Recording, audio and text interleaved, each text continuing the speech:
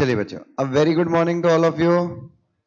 चलिए, so we'll continue with the discussion on alteration of memorandum and articles of association.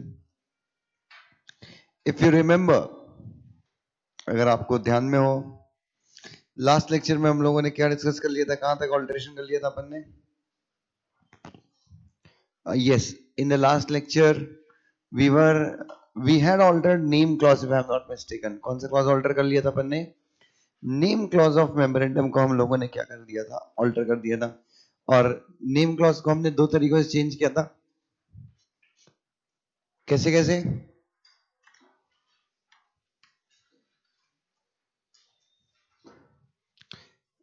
Under compulsion और voluntarily, याद है आपको? So name clause अपना change हो गया था। आज जो अपन स्टार्ट करेंगे, आज अपन ऑल्टर करेंगे किसको? मेमोरेंडम के अंदर कितने इंपॉर्टेंट क्लॉज होते हैं? 5। Name, registered office, object, liability और कैपिटल। सो हम लोगों ने नेम क्लॉज को ऑल्टर किया था। आज जो अपना डिस्कशन होगा, we will be altering which clause? Registered office clause. चलिए, सो मेरा जो डिस्कशन आपके साथ मैं स्टार्ट करूंगा, that would be on alteration of registered office clause. चलिए बच्चों,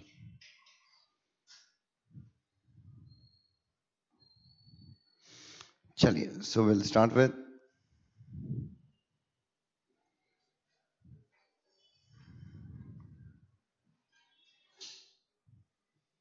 चलिए देखेंगे सारे लोग मेरी तरफ।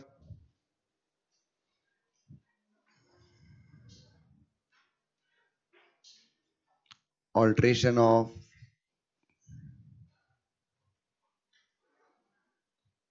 Registered office clause of MOA. चलिए बच्चों, ध्यान से किए। अब मुझे बताइए, अपन एमओए में क्या लिखते हैं? रजिस्टर्ड ऑफिस के बारे में what do we mention in the MOA? Address. What do you mention?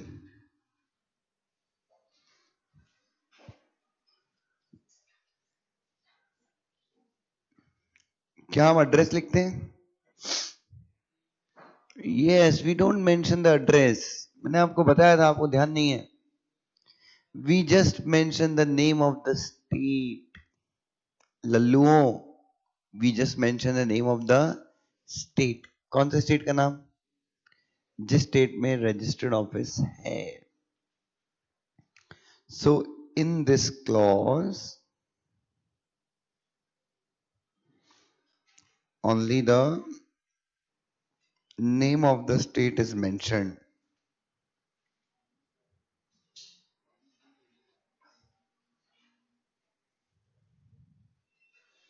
बच्चों, इस क्लास बोल रहा हूँ, इस क्लॉज में सिर्फ अपन क्या लिखते हैं? Name of the state is mention. कौन सा स्टेट का नाम? In which the registered office of the company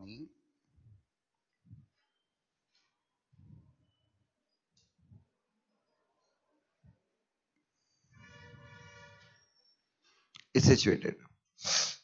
किसका नाम लिखते हैं बच्चों? We just mention the name of the state in which the registered office of the company is situated. तो मुझे बताइए, when this clause of memorandum will be altered? आपका ये वाला क्लॉज ऑल्टर कब होगा? कौन सा वाला? Can I say yes? Your this clause will be altered when you will change. What you will change? जब आप अपना स्टेट चेंज करते हैं, जब आप अपना क्या चेंज करते हैं, तब आपका ये वाला क्लॉज ऑल्टर हो जाएगा। कौन सा? रजिस्टर्ड ऑफिस क्लॉज चेंज हो जाएगा, ऑल्टर हो जाएगा। ठीक है, लेकिन बच्चों एक और चीज है। तो मैं अभी आपको क्या पढ़ा रहा हूं? What I will be teaching you right now? मैं आपको पढ़ा रहा हूं कि एमओए ऑल्टर कब होगा। कौन सा क्लॉज? Registered office clause. लेकिन अब जब मैं आपको ये पढ़ाऊंगा तो मैं आपको थोड़ा बहुत ये भी पढ़ाऊंगा कि रजिस्टर ऑफिस अपन चेंज कैसे कैसे कर सकते हैं। कंपनी का रजिस्टर्ड ऑफिस कब कब चेंज होता है, नंबर वन। और दूसरा, alteration of registered office clause कब होता है। समझना, मेरे डिस्कशन में दो चीजें होंगी। पहली, रजिस्टर्ड ऑफिस किन किन तरीकों से अपन चेंज कर सकते हैं, और दूसरा, रजिस्टर्ड ऑफिस क्लॉज कब ऑल्टर होगा। ठीक है, तो सबसे पहला मैं आपको बताता हूं, what are the modes of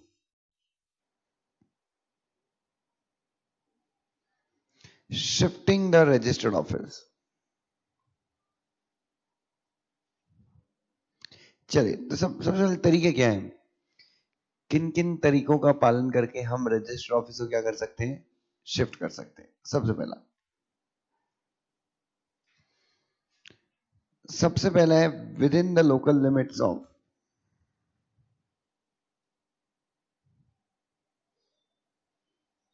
same town,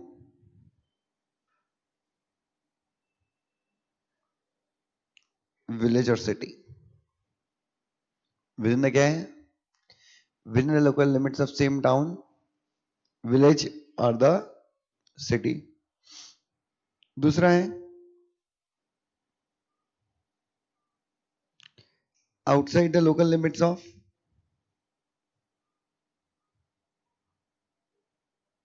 village, town और city in the same state. तीसरा है within the same state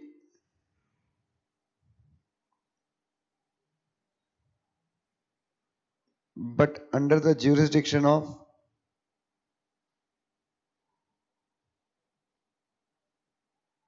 different ROC, within the same state but under the jurisdiction of different ROC। और चौथा है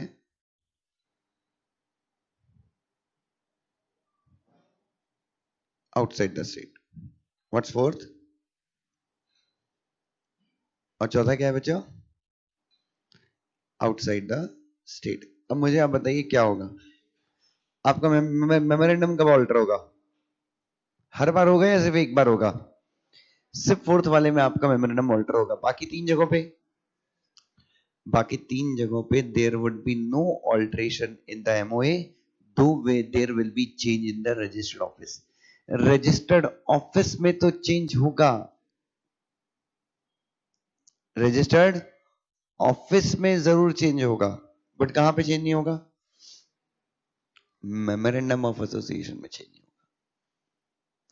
तो ये तरीका कहां पे लिखा हुआ है, section 12 outside the state MOA alteration का प्रोविजन मैंने आपको बताया था, कहां पे है, सेक्शन 13 में। एमओए ऑल्टर करने का प्रोविजन कहां पे है, याद रखना, ऑल्ट्रेशन ऑफ एमओए सेक्शन 13 है। ऑल्ट्रेशन ऑफ एमओए मतलब सेम सब कुछ, name, register office, object, liability और कैपिटल। और आर्टिकल्स ऑल्टर करने का प्रोविजन कहां पे, सेक्शन 14 में। रजिस्टर्ड ऑफिस के प्रोविजन कहां पे, सेक्शन 12 में। ठीक है, सो मुझे बताइए, within the local limits of same city, town और village. Same city, same town, same village का मतलब क्या हो गया, एग्जाम्पल, मंगलवार पेट टू बुधवार पेट, क्या हो गया, अरे क्या हो गया, रजिस्टर्ड ऑफिस क्या हो गया, चेंज हो गया, मंगलवार पेट से बुधवार पेट। ग्राम पंचायत, एग्जाम्पल नंबर 2,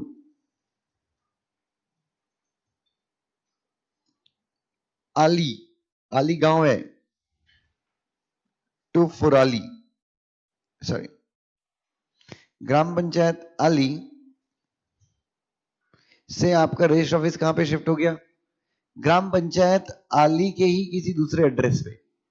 समझ में आ रहा है, मतलब आप रजिस्टर ऑफिस तो चेंज कर रहे हो, बट जो आपका नया रजिस्टर ऑफिस है वो कहां पे है, उसी टाउन में, उसी विलेज में, उसी टाउन में, उसी विलेज में, उसी सिटी में जहां पे ऑलरेडी आपका रजिस्टर ऑफिस है. Is that clear? What is the procedure? First floor से सेकंड फ्लोर में रजिस्टर ऑफिस शिफ्ट कर रहे हो. सेम ना, city same city. I can academy का रजिस्टर ऑफिस है ग्राउंड फ्लोर पे, we are shifting it to first floor. So what is the procedure? Procedure क्या है इस बारे में? इधर देखो, बोर्ड मीटिंग, बोर्ड रेजोल्यूशन, कहानी खत्म. आपको याद है नए रजिस्टर ऑफिस का क्या करवाते हैं?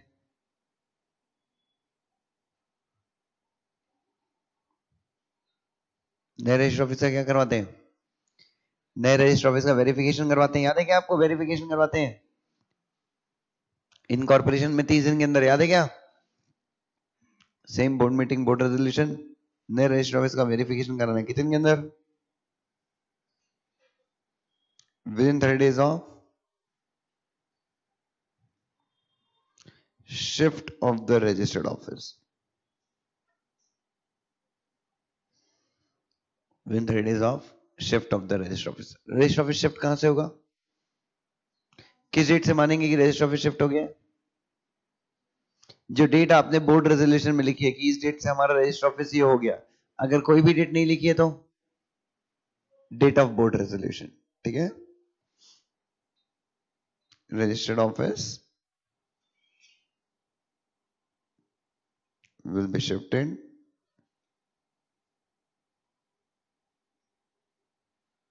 from the date specified in the resolution.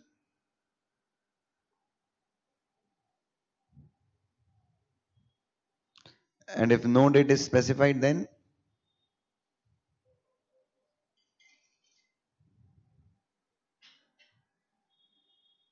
the date of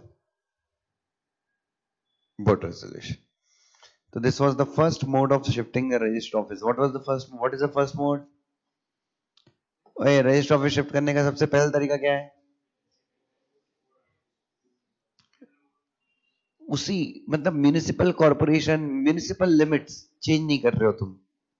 उसी म्यूनिसिपैलिटी में, उसी सिटी के अंदर, उसी टाउन के अंदर, या फिर उसी विलेज के अंदर तुम्हारा रजिस्टर ऑफिस है जहां पे ऑलरेडी, जिस सिटी के अंदर तुम्हारा रजिस्टर ऑफिस ऑलरेडी था.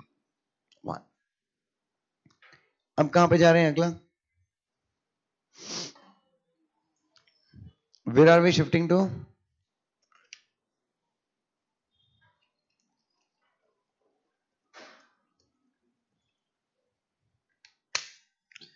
Now we are shifting to outside the local limits. Now we are shifting to outside the local limits of the city, town or village. Now what does that mean? Can I say from Pune we are shifting our register office to Pimpri Chinchwad? Pimpri जा रहे हैं, local limit change हो गई ना. From Pune we are going to Nagpur.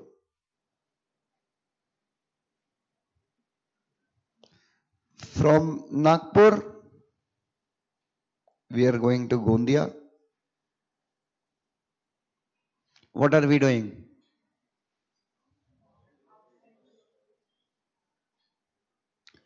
We are shifting the registered office. हम registered office को क्या कर रहे हैं?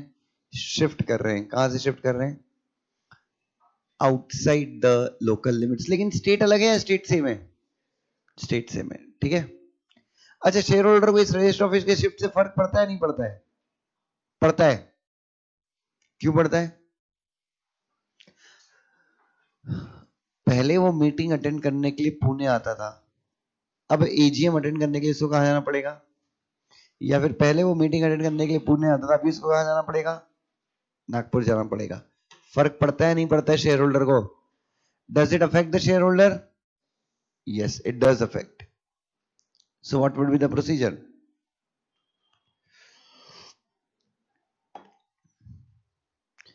यहां पे हम लोगों ने बोर्ड मीटिंग में बोर्ड रेजोल्यूशन से भी काम चला लिया था. क्यों चला लिया था काम? क्योंकि शेयर होल्डर के ऊपर कोई फर्क यहां पे बोर्ड मीटिंग, बोर्ड रेजोल्यूशन किस चीज के लिए? शिफ्ट के लिए, डेट टाइम प्लेस ऑफ, उसके बाद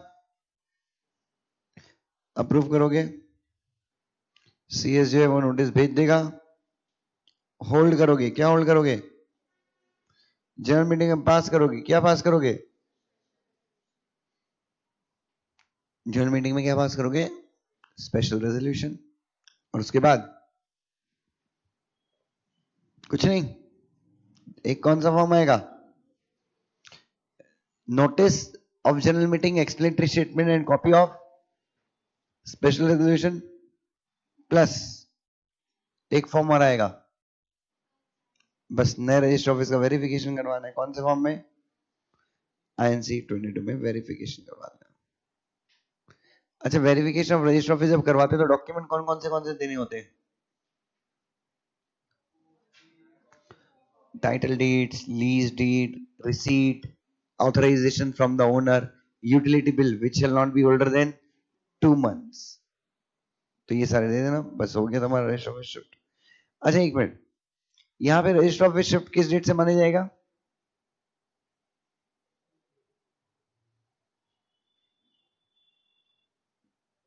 कौन सी डेट से माना जाएगा? क्योंकि INC 22 अपने को कहां से 30 दिन के अंदर फाइल करना है?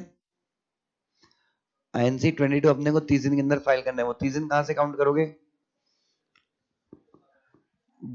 From the date of shift of the register office. Shift कहां से होता है? जो डेट आपने कहां पे स्पेसिफाई की है? रेजोल्यूशन में। और अगर रेजोल्यूशन में कोई डेट नहीं है तो स्पेशल रेजोल्यूशन की डेट। ठीक है, चलिए इसका रेजोल्यूशन मैंने नीचे लिखा है। चलिए नेक्स्ट देखिए, नेक्स्ट क्या है? Next is what? With in the same state, sorry, with in the same state but under the jurisdiction of different.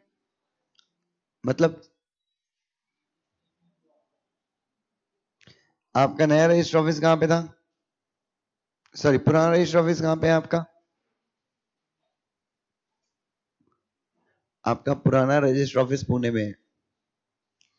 नया रजिस्टर ऑफिस आप शिफ्ट करके लेके जा रहे हो कहां पे? मुंबई में। You are shifting your register office from where? बताओ बच्चों। You are shifting your register office from Pune to Mumbai. ROC same है, अलग है? हमेशा याद रखना, भारत में महाराष्ट्र और तमिलनाडु, ये दो स्टेट ऐसे हैं जहां पे कितने आरओसी हैं? ये दो स्टेट ऐसे हैं जहां पे 2 आरओसी हैं। These are the two states where there are 2 ROC। In Maharashtra there are Pune and Mumbai। कितने आरओसी महाराष्ट्र में? तमिलनाडु में चेन्नई और कोयम्बटूर। चेन्नई और कोयम्बटूर, देयर आर 2 आरओसी। ठीक है, तो ये जो मैं आपको अगली जो प्रोसेस पढ़ा रहा हूं ये कहां पे एप्लीकेबल होगी? सिर्फ 2 ही जगह पे। कहां कहां पे? महाराष्ट्र और Tamil Nadu. So your state is same.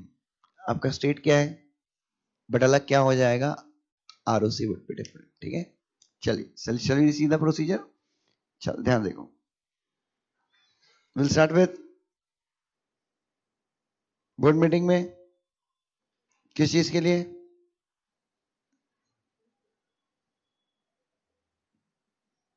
Shift of, date time place, उसके बाद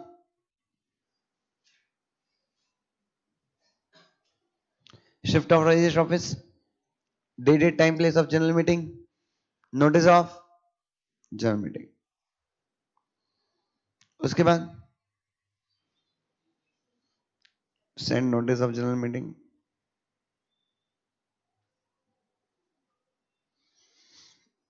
उसके बाद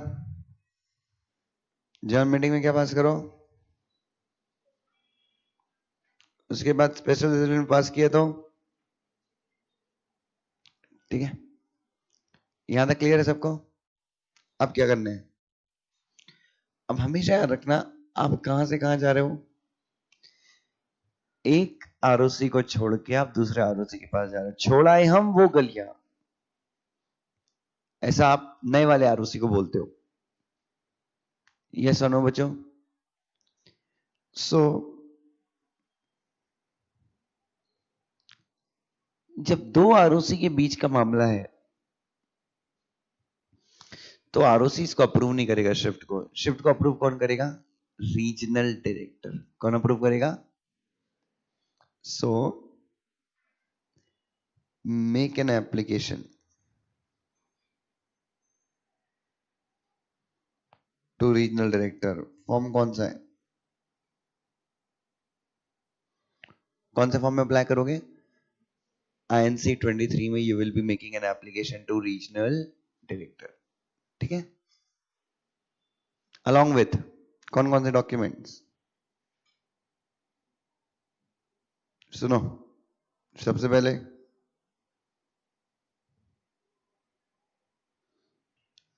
कॉपी ऑफ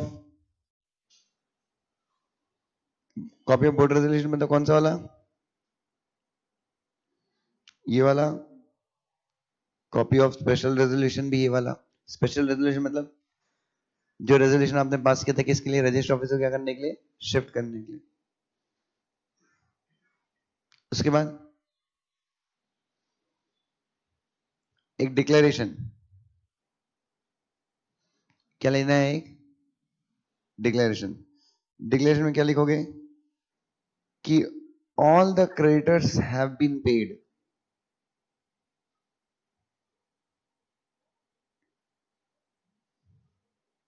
जितने भी क्रेडिटर्स हैं उनका पैसा क्या कर दिया गया है, पे कर दिया गया है। और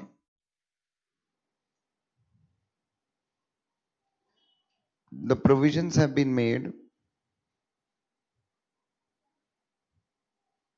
for their payment।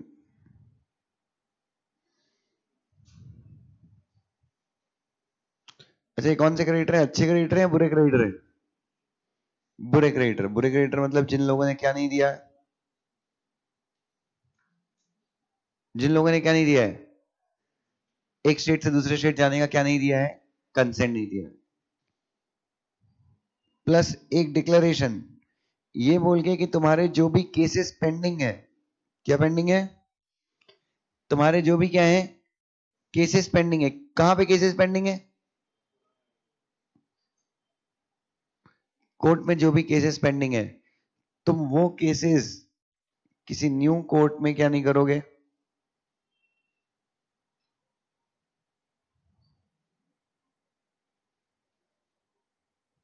तुम वो केसेस किसी न्यू कोर्ट में क्या नहीं करोगे, you won't be transferring. What you won't be transferring, जो केसेस तुम्हारे पेंडिंग है, कौन से, क्योंकि देखो अब जब आपका रजिस्टर ऑफिस शिफ्ट हो रहा है तो आप लोग क्या शिफ्ट कर लेते हो, जब आपका रजिस्टर ऑफिस शिफ्ट होता है तो आप लोग क्या शिफ्ट कर लेते हो, केसेस भी शिफ्ट कर लेते हो। मतलब जो मुंबई में जो केसेस पेंडिंग है मुंबई कोर्ट में, उसको अपन कहाँ ट्रांसफर कर रहे हैं, किसी दूसरे कोर्ट में। तो आपको डिक्लेरेशन देना है कि आप किसी भी नए कोर्ट में केसेस शिफ्ट नहीं करोगे। उसके बाद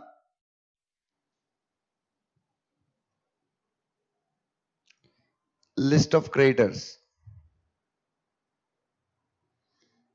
एंड डिबेंचर होल्डर, जो जो आपके क्रेडिटर्स वगैरह उनकी क्या लगेगी, एक लिस्ट आपको देनी पड़ेगी। क्यों, रीजनल डायरेक्टर क्या करेगा,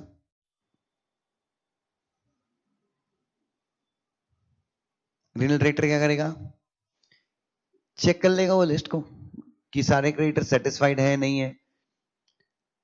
उसके बाद एक और डिक्लेरेशन लगेगा, एक बार चेक करते हैं डिक्लेरेशन है कि नहीं। देखना है क्या कि किसी भी एम्प्लॉय को आप निकाल नहीं रहे हो, किसी भी एम्प्लॉय को आप क्या नहीं, देखो है क्या कोई डिक्लेरेशन एम्प्लॉय से ले, है ना, कि किसी भी एम्प्लॉय को आप निकाल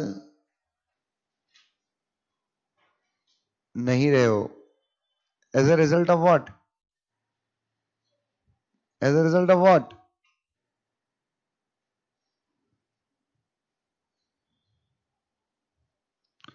रजिस्टर्ड ऑफिस में शिफ्टिंग की वजह से। रजिस्टर्ड ऑफिस में किसकी वजह से?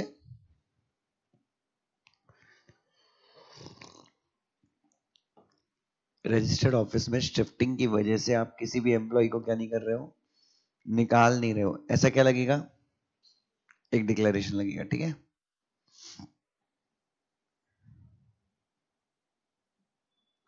बस उसके बाद और कुछ है डॉक्यूमेंट? उसके बाद ध्यान देखो, मतलब अपना आरडी ज्यादा कंसर्न किसको लेके है? क्रेडिटर्स, एम्प्लॉइज और केसेस। केसेस भी ट्रांसफर होने। बस जिस दिन आपने आरडी को एप्लीकेशन दिया उसके कितने के अंदर, 30 डेज के अंदर आरडी क्या करेगा? या तो आपका अप्रूव कर देगा या फिर आपका क्या कर देगा, जो भी करना है रीजनल डायरेक्टर कितने के अंदर करेगा? whatever he has to do regional director will do in कितने के अंदर? उसका रीजनल डायरेक्टर का जो क्या आएगा, ऑर्डर आएगा, that we need to file it with regional director का ऑर्डर के साथ फाइल करेंगे कितने के अंदर?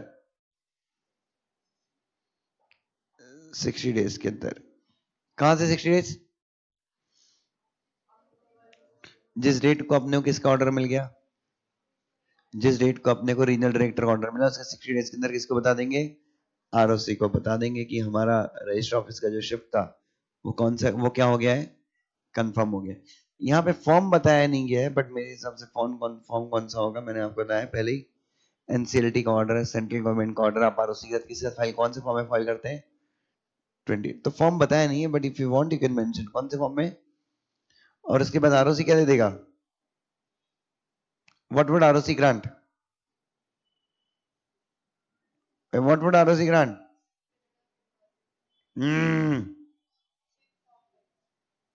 Shift of register. और ये जो सर्टिफिकेट है ये क्या है? अबे ये जो सर्टिफिकेट है ये क्या है?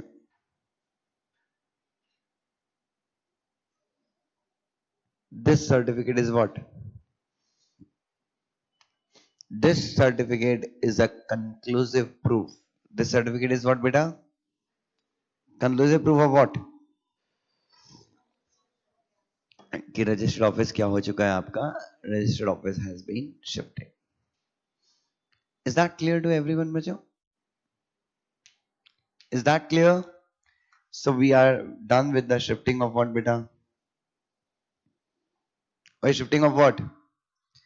चलो सारी प्रोसेस एक बार रिवाइज कर लेते। सबसे पहला with in the same state.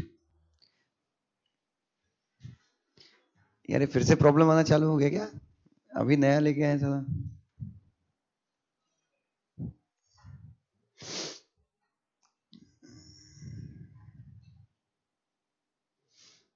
चलिए बच्चों, तो शिफ्टिंग ऑफ रजिस्टर ऑफिस पढ़ेंगे।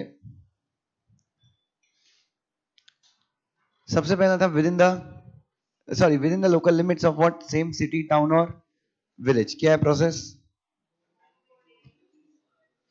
नथिंग, बोर्ड मीटिंग में बोर्ड रेजोल्यूशन आईएनसी 22, बात खत्म। Outside the state, sorry outside the city but with in the same state, board meeting, special resolution, MGT 14, INC 22, कहानी खत्म। State same है but ROC अलग है। State same है but ROC अलग है। Board meeting, journal meeting, special resolution, MGT 14, RD, RD के साथ डॉक्यूमेंट, उसमें अटैचमेंट में तीन चार चीजें ध्यान में रखना। क्या? बोर्ड मीटिंग का resolution, special meeting, general meeting का रेजोल्यूशन, देन क्रेडिटर्स। फिर वो जो डिसेंटियन क्रेडिटर हैं उनके लिए या तो प्रोविजन बना दो या फिर उनको क्या कर दो, पे कर दो। दोनों में से कोई भी एक काम कर दो। एम्प्लॉय को रिट्रेंच नहीं कर रहे हो, निकाल नहीं रहे हो, ये बता दो। उसके बाद पेंडिंग केसेस तुम इधर से उधर ट्रांसफर, ऐसा आरडी को कंफर्मेशन दे दो। उसके बाद अगर आरडी सेटिस्फाइड है तो आपको क्या दे देगा, अप्रूवल दे देगा, नहीं है तो नहीं देगा, बट जो भी करेगा कितने दिन के अंदर करेगा, जो भी करेगा वो 30 दिन के अंदर करेगा। उसके बाद 60 डेज के अंदर जो आरटी का डिसीजन है वो किसके साथ फाइल कर दो, आरओसी के साथ फाइल कर दो। Is that clear? चलिए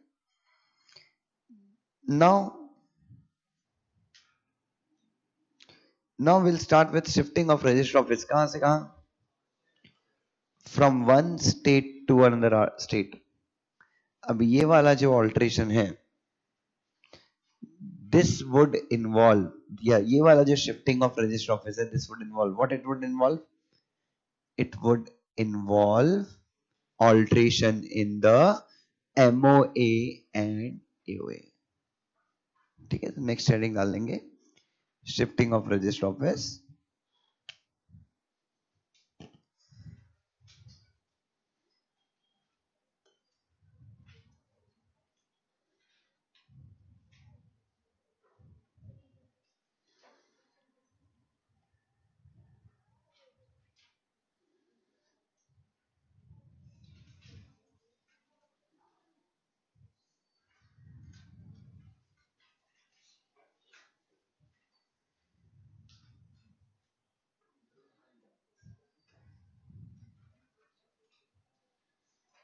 और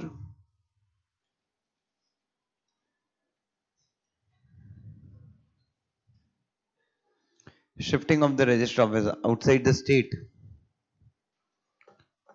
या फिर आउटसाइड द यूनियन टेरिटरी। तो अपना रजिस्टर ऑफिस अपन निकाल के जा रहे हैं, कहां निकाल के जा रहे हैं? स्टेट के बाहर या फिर यूनियन टेरिटरी के बाहर। We are taking our register office. ठीक है,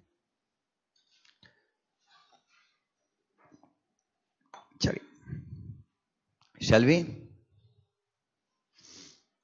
shall we start बच्चों? How would the procedure begin? Board meeting, board resolution, yes और नो बच्चों? सबसे पहले hold a board meeting,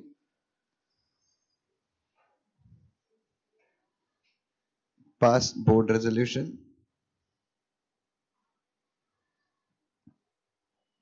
for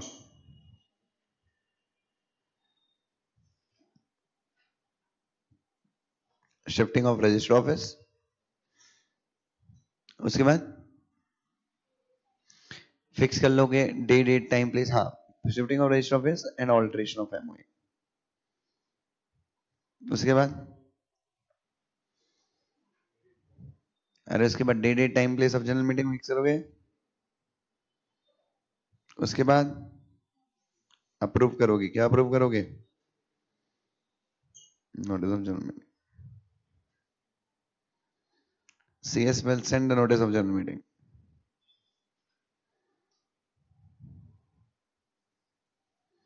उसके बाद जनरल मीटिंग में ऑर्डिनरी रेजोल्यूशन, स्पेशल रेजोल्यूशन। एक स्टेट से दूसरे स्टेट जा रहे हो भैया, एक स्टेट से you are moving to some other state, so you need to pass what बेटा? You need to pass a special resolution in the general meeting। You need to pass what beta? A special resolution in the general meeting। उसके बाद MGT along with notice of general meeting,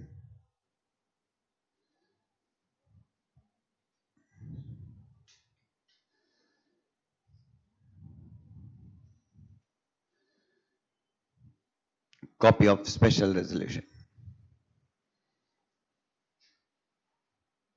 copy of what बेटा? Special resolution. कहानी खत्म, कहानी खत्म। ये सब होने के बाद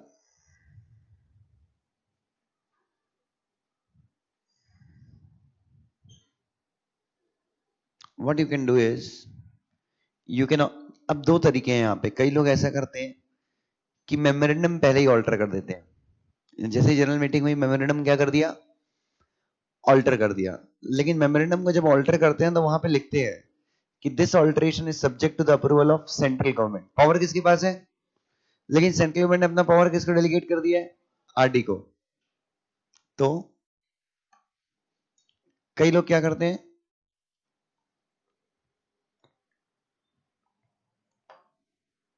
चलिए बेटा आप लोग दिन में ना एक आदत डालिए, थोड़ा सा डिफिकल्ट होगा आप लोग के लिए, बट दिन में एक ब्लैक कॉफी पीने का आदत डालिए।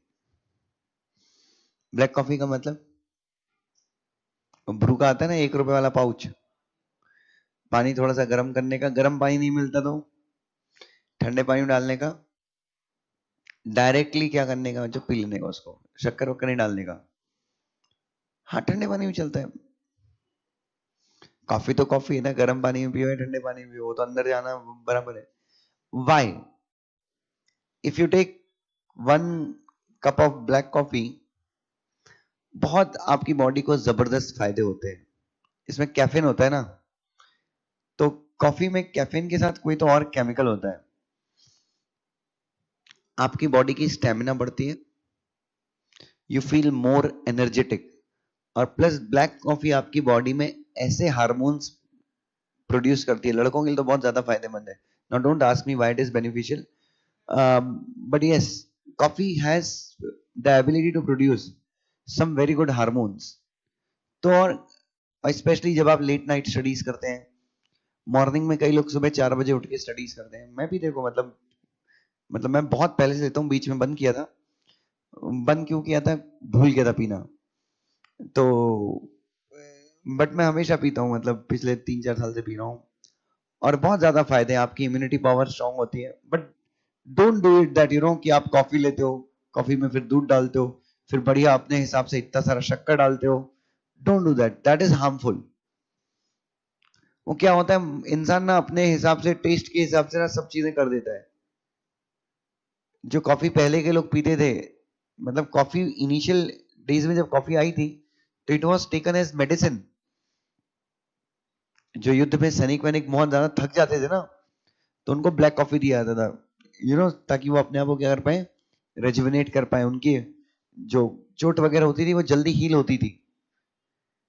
तो अपन लोगों ने क्या किया, टेस्ट के चक्कर में बढ़िया उसमें शक्कर डालना शुरू कर दिया, उसमें फिर दूध डालना शुरू कर दिया, कई लोग कॉफी में शहद वगैरह डाल के और उसको फ्लेवरिश बनाते हैं। सो दिस इज रॉन्ग बच्चों, आप क्या खिलवाड़ कर रहे हो, मतलब ऐसा है कि अगर लोगों को बोला है कि नीम खाओ, नीम से फायदा होगा, नीम का भी लोग ऑल्टरनेटिव ढूंढ ले, बढ़िया उसको शक्कर वक्कर, चाशनी हनी में बढ़िया पैक करके पी लेने का।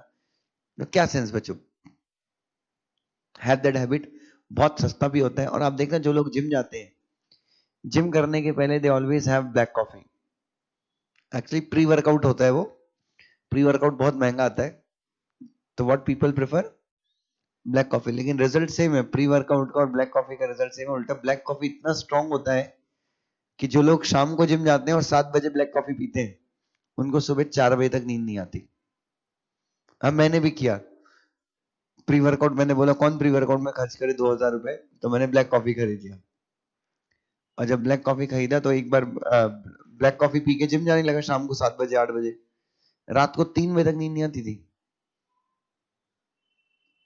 नींद आती थी, मतलब दिमाग इतना स्ट्रांगली काम करता। तो प्लीज आप लोग पढ़ाई वढ़ाई के लिए दिन में कोशिश किया कीजिए, सुबह नहीं तो शाम को। And it's very simple, if you could not gate warm water, ठंडा पानी लो, आंख बंद करके पी लो बच्चों, ठीक है। एनीवे anyway, हाँ बच्चों, तो यहां तक MGT 14 तक मैं सबको क्लियर है, इज दैट क्लियर। अब बच्चों अगेन, एप्लीकेशन किसको दोगे, अच्छा एप्लीकेशन देने के पहले you have to give an advertisement in newspaper. कौन से फॉर्म में, INC 26 में। Issue an advertisement in the newspaper. कौन सी लैंग्वेज में, लोकल मतलब वर्नैकुलर लैंग्वेज जो वहां के, और कहाँ की, उस स्टेट की, जिस स्टेट में कंपनी का क्या है, रजिस्टर ऑफिस एजुकेटेड। कौन से फॉर्म में, INC 26 में आप एडवर्टीजमेंट इश्यू करोगे, ठीक है। और इस एडवर्टीजमेंट में क्लियरली लिख लो, क्या लिख लो, मैं छोड़कर जा रहा हूं, जिसको ऑब्जेक्शन है ऑब्जेक्शन लो। मैं रजिस्टर्ड ऑफिस क्या कर रहा हूं, छोड़ के जा रहा हूं, I am shifting, I am migrating My company is migrating. Where it is migrating? My company is migrating to some other state. मैं दूसरे स्टेट जा रहा हूं. किसी को अगर किसी क्रिएटर को अगर क्या है कोई इश्यू है तो वो अपना ऑब्जेक्शन ले सकता है. ठीक है. कौन से फॉर्म में एडवर्टीजमेंट देना है? अच्छा, INC 26 में याद रखना. उसके बाद ध्यान से देखना. अब क्या करोगे प्लीज हियर. उसके बाद हो सकता है न्यूज़पेपर कई क्रिएटर्स ने पढ़ा हो ना पढ़ा हो. सबसे ज्यादा नुकसान क्रिएटर्स को ही होता है. मतलब अब नुकसान होता नहीं होता है, बट ऐसा लगता है कि सबसे ज्यादा अफेक्ट किसको होगा? कंपनी जब अपना रजिस्टर ऑफिस शिफ्ट करेगी तो सबसे ज्यादा अफेक्ट क्रिएटर्स को होगा, ऐसा लॉ मानता है. क्यों? क्योंकि पूरा क्या चेंज हो जाएगा? स्टेट चेंज हो जाएगा. क्रिएटर अपने पैसे को रिकवर करने के लिए या तो एनसीएलटी जाता है या फिर कहां जाता है? कोर्ट जाता है.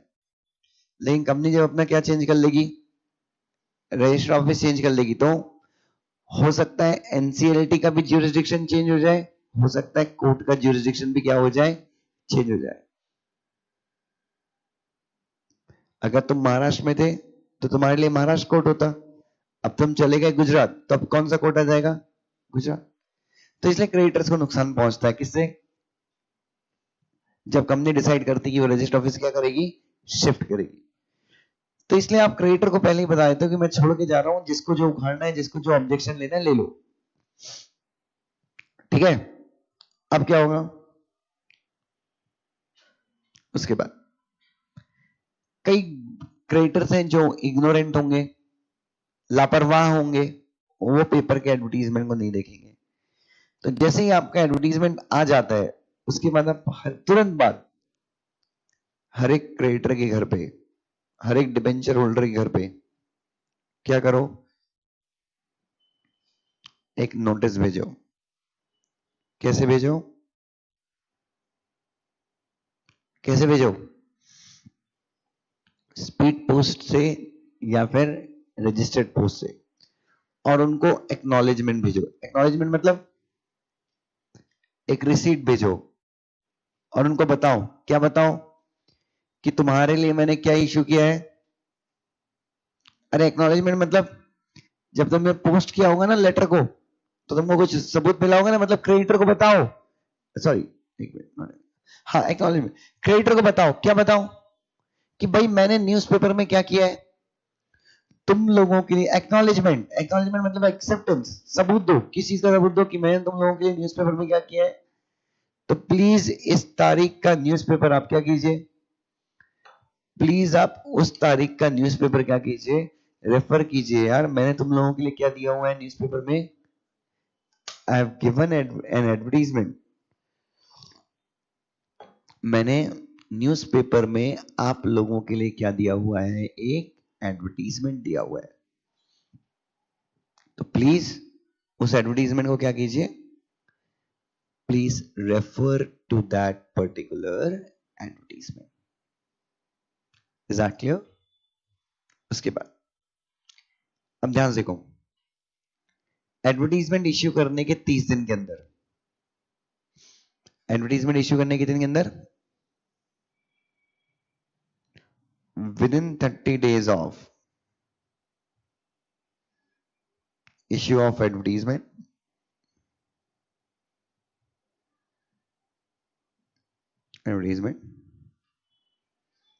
File e form number.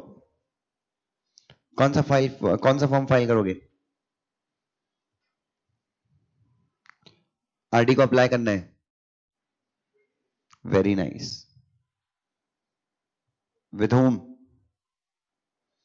With regional director. Regional director क्यों? क्योंकि सेंट्रल गवर्नमेंट ने अपनी पावर किसको डेलीगेट कर दी है? अरे आरओसी नहीं बाबा, किसको? आरटी को. तो 30 दिन के अंदर, एडवर्टीजमेंट इश्यू होने के 30 दिन के अंदर you have to issue, you have to file which form? E form number which? INC 23 with RD.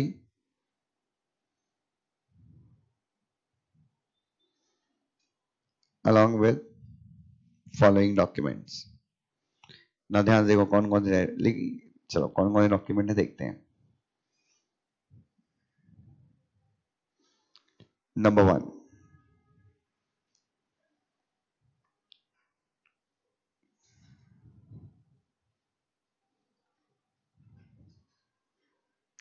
copy of special resolution, details of voting in respect of special resolution. Now what do you mean by details of voting in special resolution? Revathi, details of voting in special resolution का मतलब क्या हो गया? ध्यान नहीं था, इधर देखो. Details of voting in special resolution, इसका मतलब क्या हो गया? Total number of votes cast in favour and total number of vote cast in and total invalid votes. कितने वोट्स? इनवैलिड. रीजंस, किस चीज का reason? Why the hell are you shifting register office? आपको रीजन क्या लगता है क्यों आप रजिस्टर ऑफिस को क्या कर रहे हो? शिफ्ट कर रहे हो. उसके बाद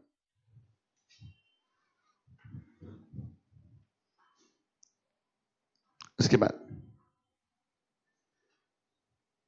डिक्लेरेशन. कौन देगा डिक्लेरेशन?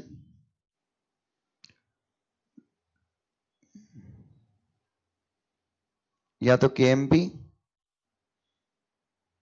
देखिए केएमपी या सीएस है. सीएस है ना? सीएस और 2 डायरेक्टर्स, डिले बाय सीएस और 2 डायरेक्टर्स. अगर 2 डायरेक्टर तो दो में से एक क्या होना चाहिए? Managing director if any. Declaration bye CS और 2 डायरेक्टर्स, और 2 डायरेक्टर्स में से एक क्या होना चाहिए? एमडी. अगर कंपनी में है मैनेजिंग डायरेक्टर तो नहीं है तो 2 डायरेक्टर या फिर सीएस. क्या लिख के देंगे कि किस चीज का डिक्लेरेशन देंगे लोग? नंबर 1 ए, इन लोगों ने कंपनी के अफेयर्स में क्या किया है?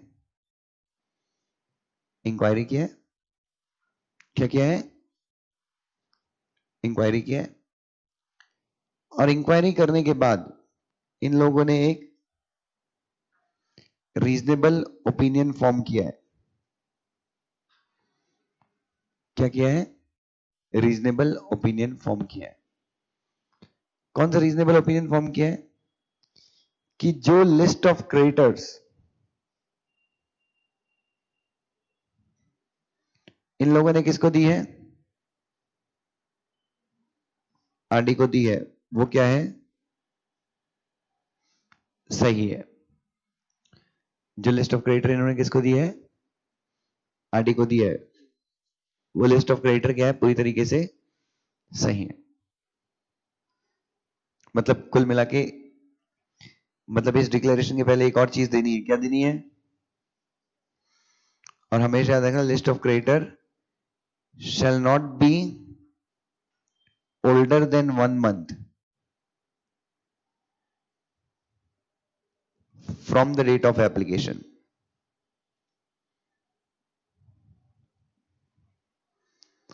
List of creditors shall not be older than how much? List of creditors shall not be older than 1 month from the date of making the application. What does that mean?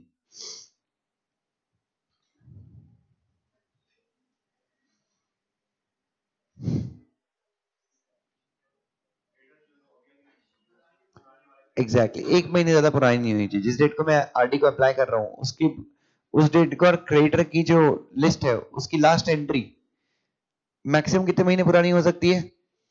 1 महीने ज्यादा पुरानी नहीं होनी चाहिए. ठीक है, तो लिस्ट ऑफ क्रेडिट लगा दिया और फिर एक डिक्लेरेशन ले लो डायरेक्टर से कि वो लिस्ट ऑफ क्रेडिटर क्या है, एकदम सही है. दूसरा, नो एम्प्लॉय इज बीइंग रिट्रेंच्ड. दूसरा डिक्लेरेशन क्या देना है? किसी भी एम्प्लॉय को क्या नहीं किया जा रहा है? No employ is being retrenched as a result of what?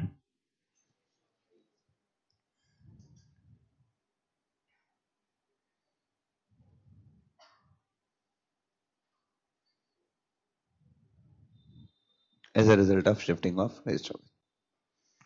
किसी भी वर्कमैन का ड्यू पेंडिंग नहीं है। क्या पेंडिंग नहीं है?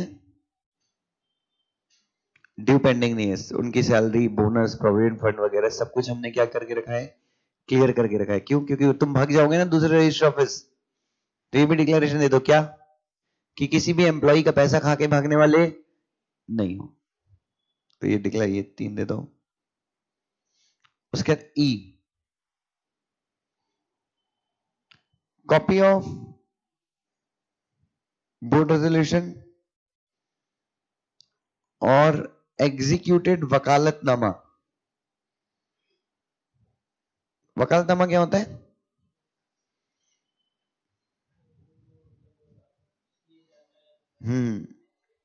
In favour of the person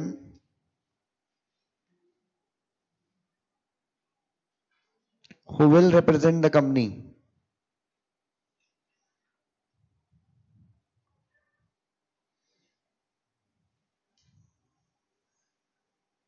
before RD।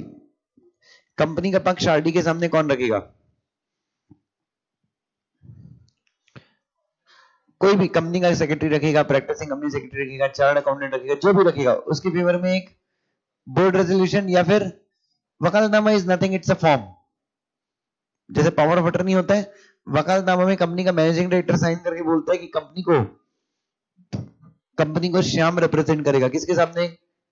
RD के सामने। ठीक है। तो एफ, कॉपी ऑफ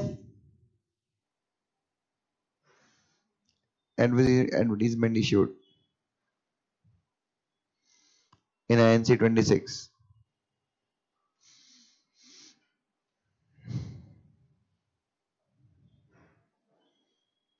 उसके बाद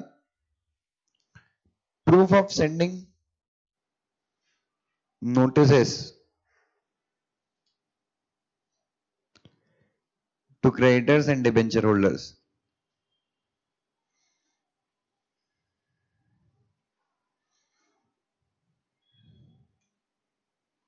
Proof of sending notices to creditors and the debenture holders।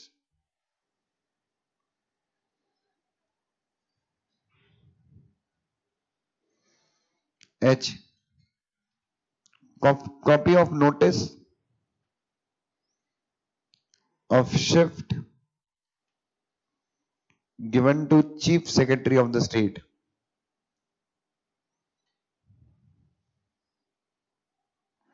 इसका मतलब क्या है?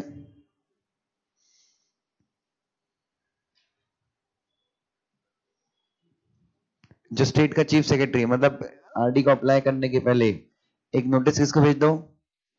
महाराष्ट्र स्टेट का जो चीफ सेक्रेटरी है, चीफ कैबिनेट सेक्रेटरी जो है, उसको भी एक नोटिस भेज के बता दो कि भाई देख, हम तेरा रजिस्टर ऑफिस छोड़, तेरा स्टेट छोड़ के जा रहे हैं। सो मोटा मोटी ये सारे डॉक्यूमेंट आप किसको दे दोगे? मोटा मोटी ये सारे डॉक्यूमेंट आप किसको दे दोगे? you'll give all the documents to whom बच्चों? Regional director. अच्छा, एक चीज और देना है, प्लस जो भी ऑब्जेक्शंस अभी तक कंपनी के पास आए हैं, किसके पास आए हैं?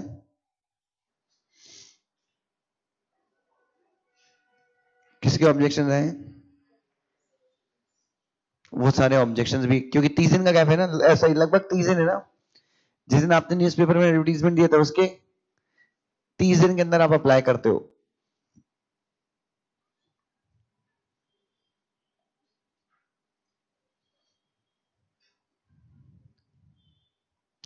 ऐसा लिखा है,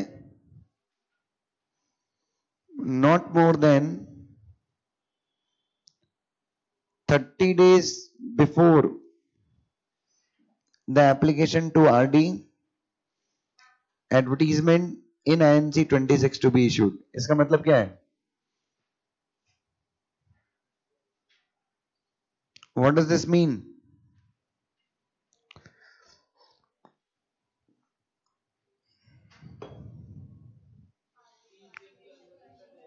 एग्जैक्टली मतलब पहले अगर एडवर्टीजमेंट इश्यू करते हो तो उसके कितने दिन के अंदर, 30 दिन के अंदर, सेम जो अपन कर रहे हैं, ठीक है।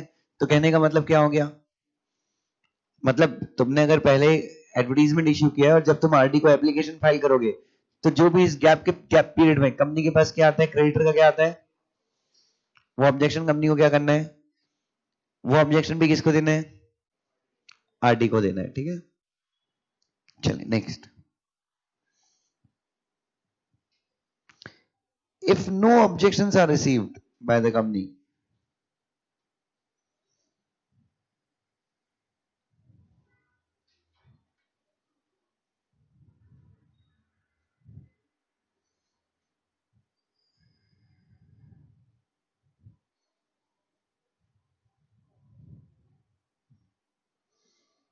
अगर कंपनी को क्या नहीं आता तो क्या करेगी कंपनी,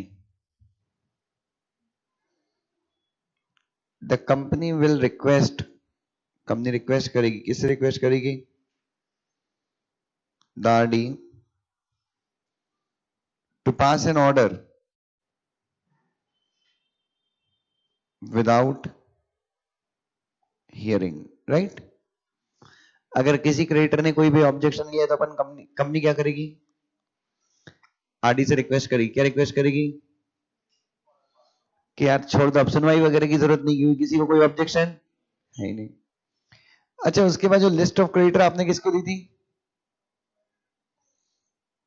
किसको दी थी आपने, उसको अपने रजिस्टर्ड ऑफिस में भी रखोगे, हाँ, किस चीज के लिए,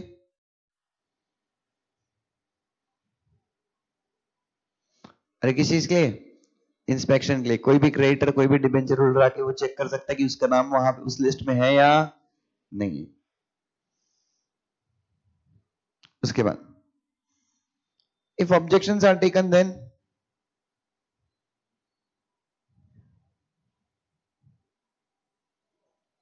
अगर ऑब्जेक्शन लिए गए तो दो चीजें, reach to a consensus with creditors,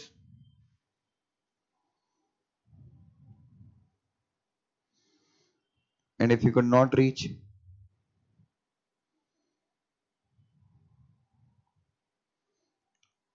on a consensus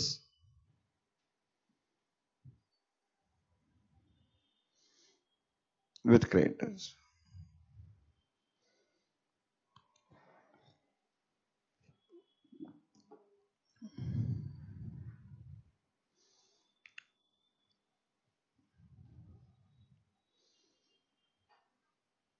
अगर क्रेडिटर से कंसेंसस पे पहुंच गए तो, और क्रेडिटर से कंसेंसस पे नहीं पहुंचे तो, क्योंकि क्रेडिटर ने क्या ले लिया है, ऑब्जेक्शन ले लिया है, creditors have taken the objection, तो आप क्या करोगे, ऑब्जेक्शन ले लिया, देन आप आरडी को बोलते हो, क्या बोलते हो कि सर मैं क्रेडिटर के साथ क्या करता हूं, consensus. What is consensus, we have reached to a consensus, consensus मतलब कंसेंट, एकजुटता, हम एक हो गए, मतलब हमने सेटलमेंट कर लिया है, reach to a consensus, settlement हो गया, कोई दिक्कत नहीं है। आप सीधे आरडी क्या करेगा, 60 डेज के अंदर क्या कर देगा, ऑर्डर पास कर देगा। कहां से 60 डेज, जिस डेट को अपन ने आरडी को क्या किया था, मतलब आरडी का काम यही है, आरडी को कितने दिन के अंदर अप्रूव करना है शिफ्टिंग, जिस दिन अपन ने आरडी को अप्लाई किया उसके कितने दिन के अंदर, 60 डेज के अंदर आरडी को शिफ्टिंग अप्रूव करनी है। सॉरी, सर्दी हो गई यार। RD has to approve the shifting कितने दिन के अंदर, 60 डेज के अंदर। अगर कंसेंसस पे पहुंच गए तो, अगर कंसेंसस पे पहुंच गए तो भी आरडी क्या करेगा, 60 डेज के, and if you could not reach on a consensus then, तो आप आरडी से रिक्वेस्ट करते हो क्या कि आरडी प्लीज 60 डेज के अंदर क्या कर दो, शिफ्टिंग क्या कर दो, अप्रूव कर दो। क्रेडिटर्स के साथ मैं कंसेंसस कर लूंगा या क्रेडिटर को क्या कर दूंगा, सेटल कर दूंगा। कब,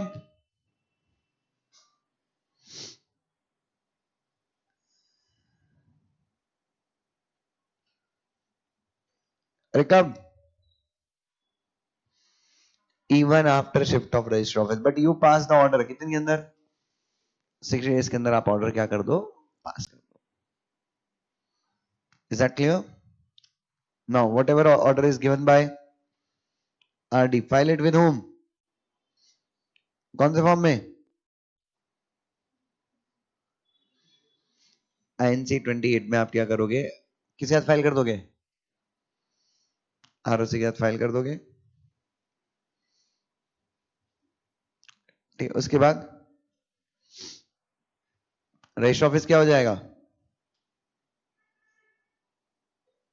रजिस्टर ऑफिस शिफ्ट हो जाएगा। उसके बाद INC 22 क्या है, अच्छा एक मिनट सॉरी, ये इसका ऑर्डर, आरडी का ऑर्डर किसके साथ फाइल करोगे, कौन से आरओसी के साथ,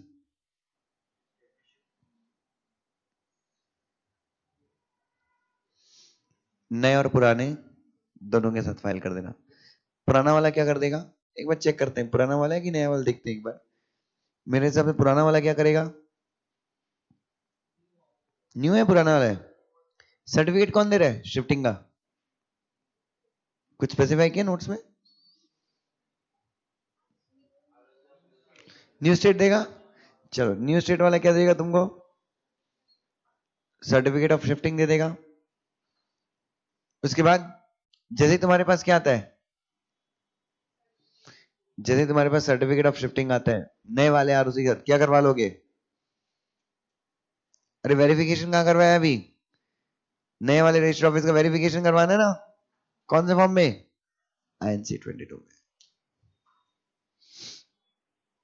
is that clear to everyone, is that clear to every one of you.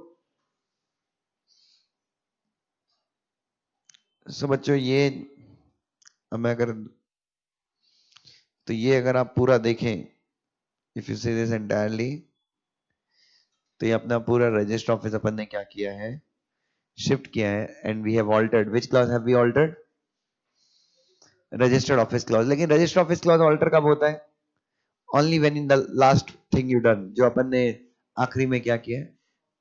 Yes अच्छा, और जब ये आप ये अच्छा ये जो एक और चीज, ऑल्टर्ड कॉपी ऑफ एमओए, जो आपने एमओए ऑल्टर किया ना, वो भी आपको एप्लीकेशन के साथ अटैच करना है। मतलब आपको आरडी को बताना है कि हमने एमओए को क्या कर लिया, ऑलरेडी ऑल्टर कर लिया है। अच्छा कई लोग क्या करते हैं, कई लोग ऐसा भी करते हैं, मैं आपके नॉलेज के लिए बता रहा हूँ, बट एग्जाम में मत लिखना।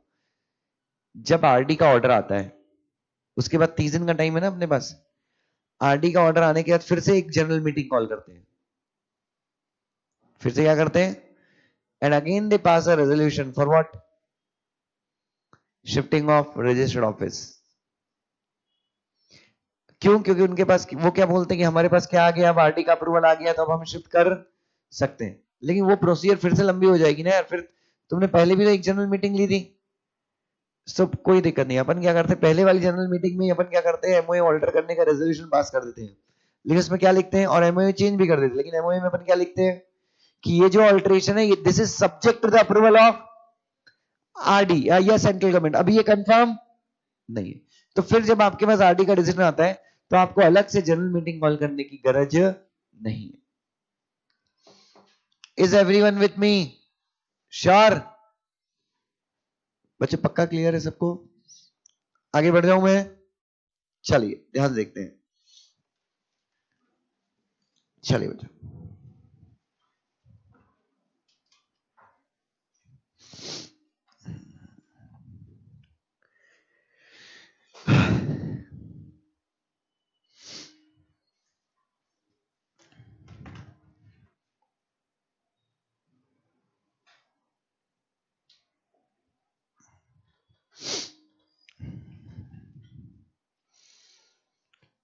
Please here, alteration of register office clause, कैसे कैसे शिफ्ट हो सकता है register office? By shifting register office within the same city और municipal limit. Example, Sadashivpet to Navipet. Shifting register office outside the local limit. Pune to PC, MC. Same state but ROC अलग. पुणे से Mumbai, ROC Pune to ROC Mumbai. One state to other state. Maharashtra से गुजरात, ठीक है, दिल्ली, मुंबई, कहीं भी, महाराष्ट्र से दिल्ली. इन तीनों केसेस में क्या होता है? एमओए में कोई चेंज नहीं होता. इन तीनों से एमओए में कोई भी चेंज नहीं होता. चले, शैल वी स्टार्ट. पहला, रजिस्टर ऑफिस को शिफ्ट करना. कहां पे शिफ्ट करना? Within the same city we want to shift the register office. Board meeting, board resolution, INC 22. और रजिस्टर ऑफिस इफेक्टिव कब से होगा? From the date mentioned in the board resolution. And if no date is mentioned in the board resolution, then the date of board resolution will be considered as the date of shifting of register office. Outside the local limits, board meeting, board resolution, notice of general meeting, whole general meeting pass, और उसके बाद MGT 14 and INC 22. INC 22 का file करना होता है shifting के 30 days के अंदर. शिफ्टिंग के 30 डेज के अंदर. और शिफ्टिंग कहां से इफेक्टिव होगी? From the date that you have specified in the resolution, and if you have not specified any date in the resolution, then from the date of passing of the resolution. और क्या करना है बच्चों? कौन सा form file करना है? Which form you need to file is INC 22. Is that clear? अब कहां से कहां? रजिस्टर ऑफिस, सॉरी, स्टेट एक है, ROC अलग है. Up to special resolution same procedure, मतलब जो प्रोसीजर अपन ऊपर फॉलो करते हुए आए हैं. File e form number MGT 14 file कर देंगे. उसके बाद you will make an application to whom बच्चों? RD के साथ एप्लीकेशन फाइल करेंगे. क्या क्या डालेंगे? बोर्ड और स्पेशल रेजोल्यूशन. एक डिक्लेरेशन. कौन डिक्लेरेशन देगा? अच्छा, यहाँ पे KMP लिखा है. क्या लिखा है यहाँ पे? CS नहीं लिखा है, CS आगे लिखा है. यहाँ पे क्या लिखा है? KMP और any two director authorised by the board. KMP या फिर कोई भी दो डायरेक्टर, लेकिन वो दो डायरेक्टर भी कब? when they are authorized by the board. Stating that company has not defaulted in payment of dues to its workmen. पहला क्या लिखना है? कंपनी ने वर्कमैन के ड्यूज को रीपे करने में कोई भी डिफॉल्ट नहीं किया है. प्लस इधर the consent of its creditor. किसका क्रेडिटर, किसका कंसेंट ले लिया है? या फॉर द प्रपोज शिफ्टिंग और has made necessary provision for the payment of creditor. तो तीन ध्यान देखिए, दो चीजें. पहला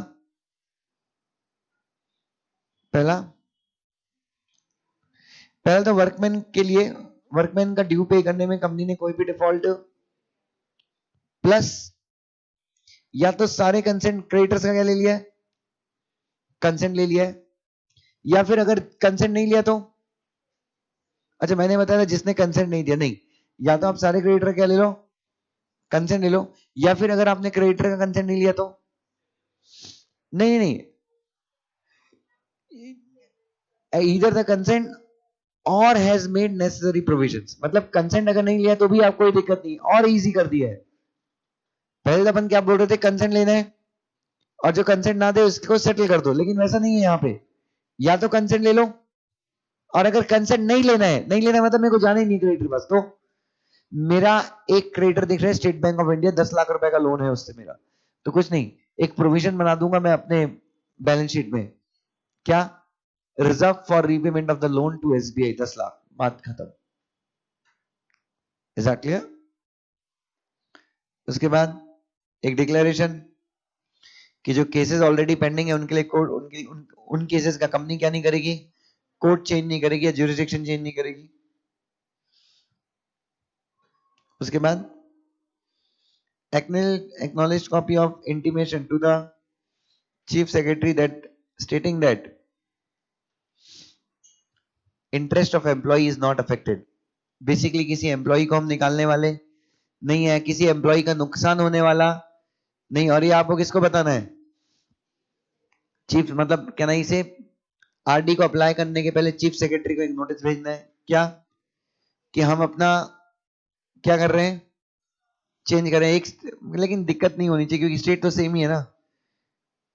तो वो चीफ सेक्रेटरी क्या देखेगा, उस डिस्ट्रिक्ट के एम्प्लॉइज का तो नुकसान नहीं हो रहा है, उस डिस्ट्रिक्ट के एम्प्लॉइज का नुकसान। तो अपन बता देंगे कि अपन यहां से दूसरी जगह जा रहे हैं और हमारे चेंज करने से किसका नुकसान नहीं हो रहा है, किसी एम्प्लॉय का कोई नुकसान नहीं हो रहा है।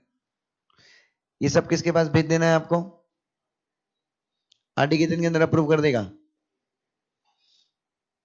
उसके बाद कंपनी जब आरडी से कंफर्मेशन रिसीव करती है तो आरडी का ऑर्डर किसके साथ फाइल करना है, आरओसी। कौन से फॉर्म में, अब यहाँ पे फॉर्म बताया नहीं है बट अब यहाँ पे INC 28 यूज होता है प्रैक्टिकली।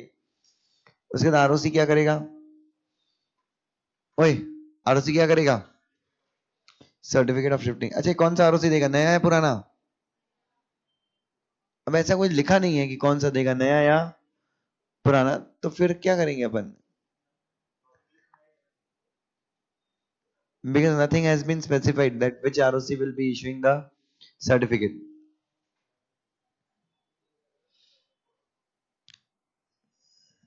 उसमें स्टेट वाले में क्या पुराना नया आरओसी देते थे क्या,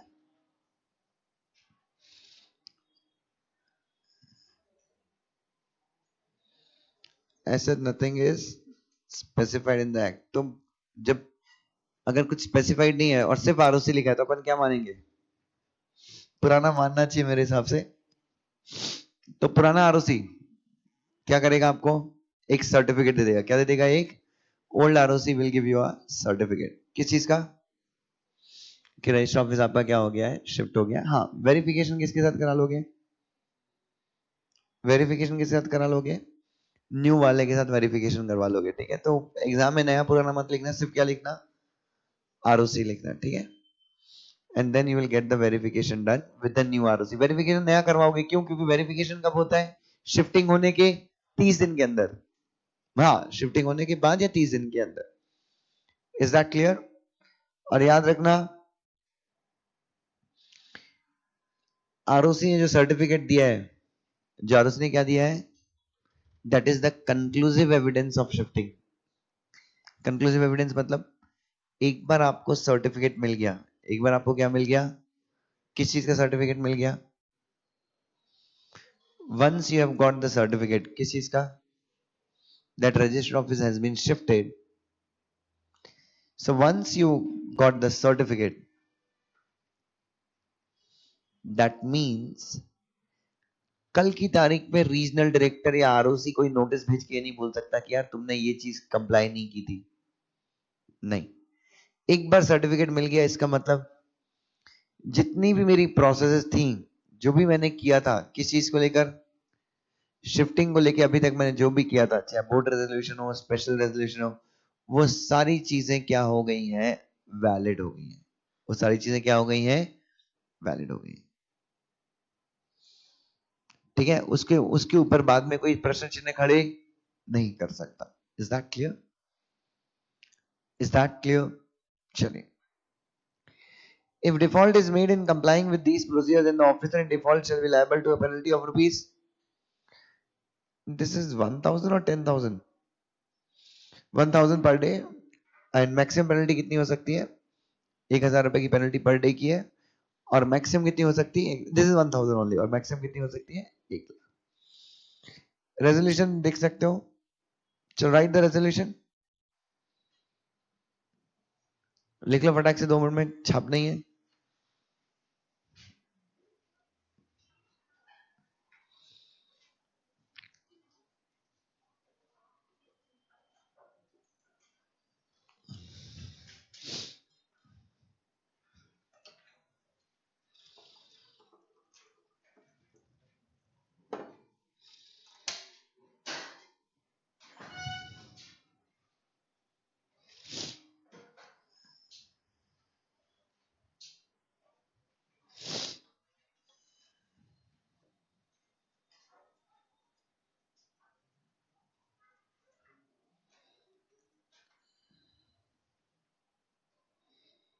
फटाक से लिख लो। परसुएंट का मतलब होता है according to.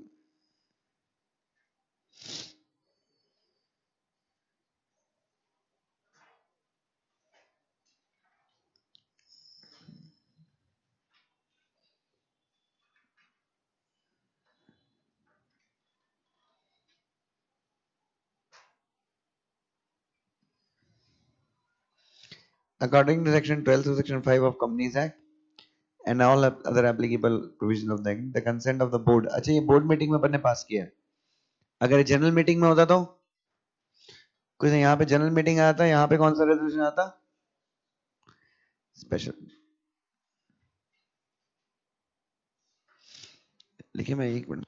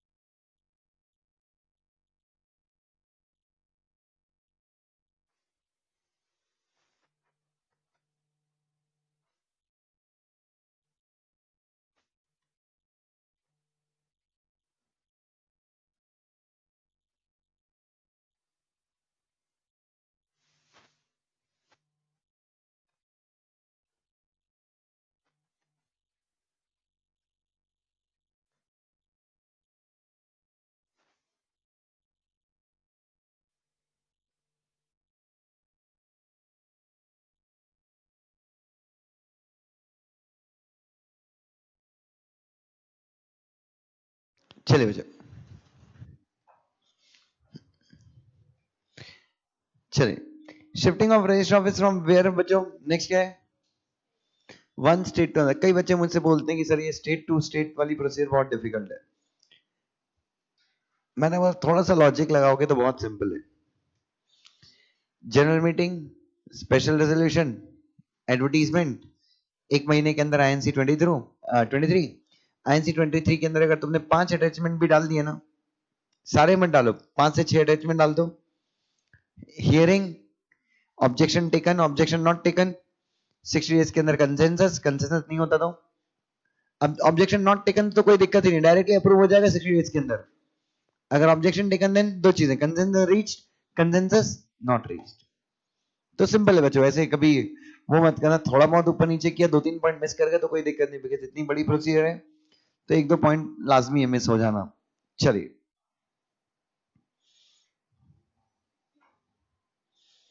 shifting of register office from one state to another, in the case of Bharat Commerce and Industries Limited, it was decided that employees union may oppose what beta? Shifting of register office from one state to another on the ground that their interest will be affected, but no objection can be taken on the ground of loss of remuneration। अगर एक state से दूसरे state company register office change करती है तो employees objection ले सकते हैं, किस ग्राउंड पे? कि उनका इंटरेस्ट अफेक्ट होगा। इंटरेस्ट अफेक्ट होगा मतलब उनको नुकसान होगा, बट वो इस ग्राउंड पे ऑब्जेक्शन नहीं ले सकते कि हमारी सैलरी चली जाएगी। क्यों? नहीं, ये बहुत पहले के केसेस है, अभी तो कुछ भी नहीं होगा, क्योंकि अभी तो कंपनी खुद ही बोल देती कि इनका हम कोई नुकसान करने वाले, तो दे कैन, हाँ वो बोल सकते हैं कि इंटरेस्ट अफेक्ट होगा, मतलब पहले हम पूना में रहते थे तो पूना में सेट थे, अब अगर मान लो कंपनी दिल्ली जा रही है अपना रजिस्टर ऑफिस, तो हमारा इंटरेस्ट अफेक्ट होगा, हमको भी क्या करना पड़ेगा? शिफ्ट होना। बट लॉस ऑफ रेम्यूनरेशन पे नहीं, क्योंकि कंपनी क्या कर रही है? कंपनी किसी भी एम्प्लॉय को निकालने वाली नहीं है। So you can just take objection on ground, on what ground? कि आपका क्या अफेक्ट होगा? इंटरेस्ट अफेक्ट होगा। Is that clear? चलिए, Minerva Mills versus State of Maharashtra, the state government can not object the propose change on the ground of loss of what बेटा? Revenue. मतलब अब एक कंपनी जब अपना रजिस्टर ऑफिस चेंज करती है, जब एक कंपनी अपना रजिस्टर ऑफिस क्या करती है? चेंज करती है, तो बहुत सारे जो स्टेट गवर्नमेंट के टैक्स हैं वो भी चले जाते हैं ना। जैसे अब मेरी कंपनी का रजिस्टर ऑफिस महाराष्ट्र में था, तो मेरी कंपनी शेयर ट्रांसफर वगैरह सब कुछ कहाँ होता था? महाराष्ट्र में ही होता था। तो स्टैम्प ड्यूटी किसको मिलती थी? लेकिन अब मेरी कंपनी गुजरात चली जाएगी तो किसको मिलेगा? तो कोई कंपनी अपना रजिस्टर ऑफिस शिफ्ट कर रही होगी, महाराष्ट्र गवर्नमेंट ने ऑब्जेक्शन ले लिया क्या कि ये शिफ्ट हम अलाउ नहीं करेंगे। क्यों नहीं करेंगे? हमारा रेवेन्यू लॉस होगा। कोर्ट ने बोला गधो, तुम्हारा रेवेन्यू लॉस होगा तो दूसरे स्टेट को तो मिलेगा ना। Think from the point of view of the country. ऐसा तो नहीं है कि इवेड होगा, स्टैम्प ड्यूटी का पेमेंट खत्म हो जाएगा, नहीं होगा, ऐसा तो नहीं होगा। तुम्हारा रेवेन्यू जाएगा बट किसी दूसरे स्टेट को तो रेवेन्यू मिलेगा। तो फिर कोर्ट ने कहा कि नहीं, महाराष्ट्र गवर्नमेंट का जो ऑब्जेक्शन है वो मेंटेनेबल, सस्टेनेबल है या नहीं है? नहीं। नाउ प्रोसीजर देखो, up to filing of form number MGT 14 procedure is what बेटा? Same. The company shall not more than 30 days before the date of filing application in form number INC 23, मतलब basically अपने को क्या करना होता है? INC 23 में अप्लाई करना होता है, लेकिन उसके पहले एक काम करना है क्या? Not more than 30 days before the date of filing application form number 23, मतलब एप्लीकेशन फाइल करने के maximum, not more than 30 days before. Not more than 30 days before मतलब अगर मैं एप्लीकेशन किस डेट को फाइल कर रहा हूं, तो यहां से मैक्सिमम कितने दिन पहले, मतलब यहां से मैक्सिमम कितने दिन पहले? मैक्सिमम 30 दिन पहले।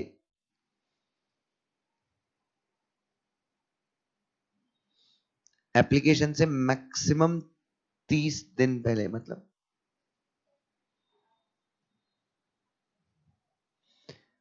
Not more than 30 days before.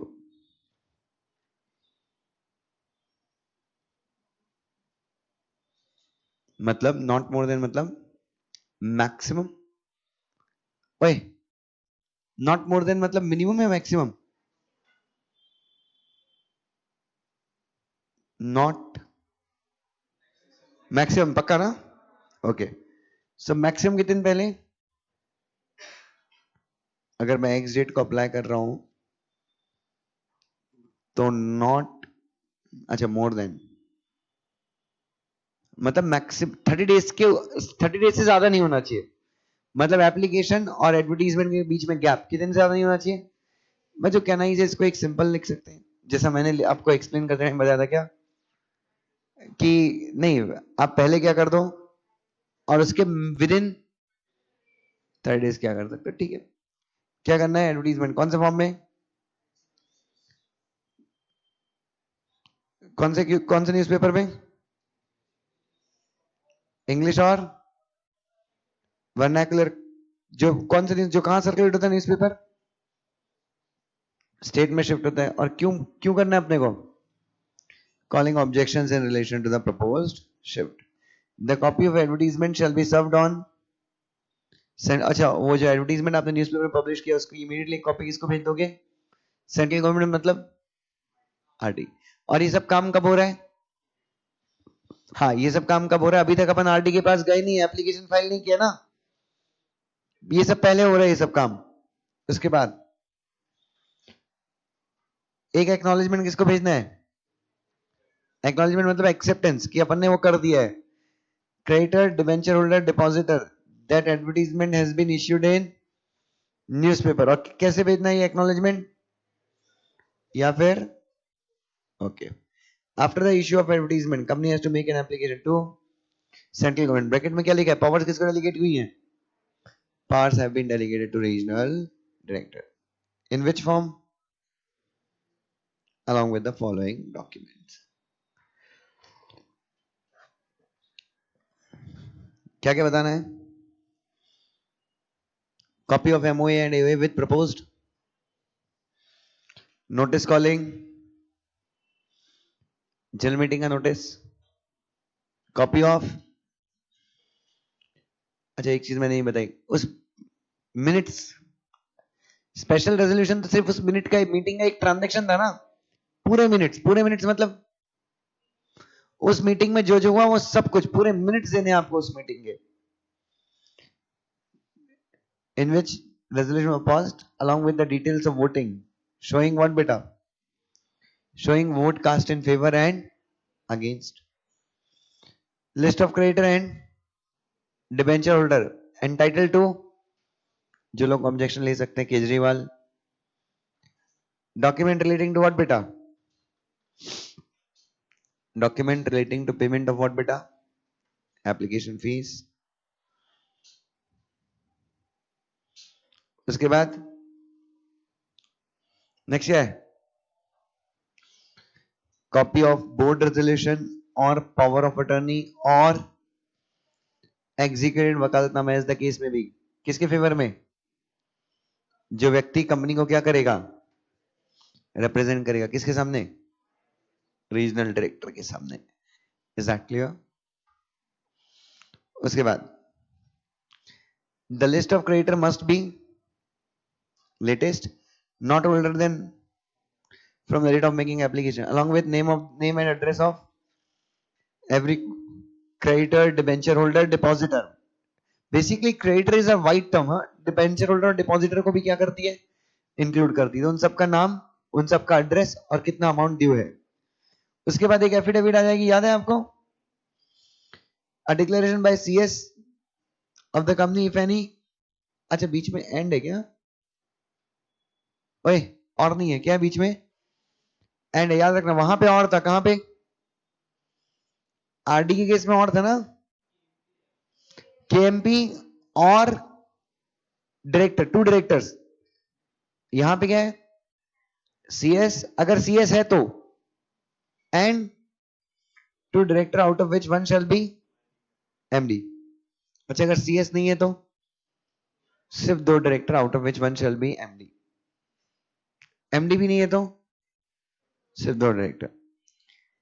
has to be filed by the company stating that list of creditor and amount due to them is correct and proper inquiry has been made in this regard, and stating that no employee of the company is being retrenched as a result of shift of register office, and this affidavit मतलब declaration कौन sign करेगा, company secretary and by 2 directors out of which 1 shall be MD if there is an MD, अगर company MD है तो। A list of creditor duly authenticated मतलब proper जिसके ऊपर क्या किया गया है, साइन किया गया है, इसको रजिस्टर ऑफिस में मेंटेन करना है। एंड एनी पर्सन मतलब कोई भी इंस्पेक्ट कर सकता है और उसका जेरोक्स ले सकता है, कितने रुपए का पे, नहीं inspect can inspect the same and take the extract. तो इंस्पेक्शन के लिए भी और एक्सट्रैक्ट लेने के लिए भी कितना रुपए लगेगा, 10 रुपए। किसको एप्लीकेशन देना है, वो पहले ही देना है, क्योंकि चीफ सेक्रेटरी को जो एप्लीकेशन दिया उसकी कॉपी कहां पे आएगी। An application is also made to chief secretary of the state and proof of sending the application to the chief secretary has to be attached with what beta, proof of sending the application मतलब application copy भी दे दो, plus अगर आपने registered post से भेजा है तो वो रजिस्टर्ड पोस्ट का एक रसीद मिलता है, वो आप लगा के एप्लीकेशन लगा दोगे, ठीक है। Copy of notice along with the application shall be served to ROC and the regulatory body if any, मतलब जो एप्लीकेशन आपने किसको दिया है, रेवती किसको दिया एप्लीकेशन, फेंक के मारूंगा यहाँ पे, ध्यान नहीं है सुबह से।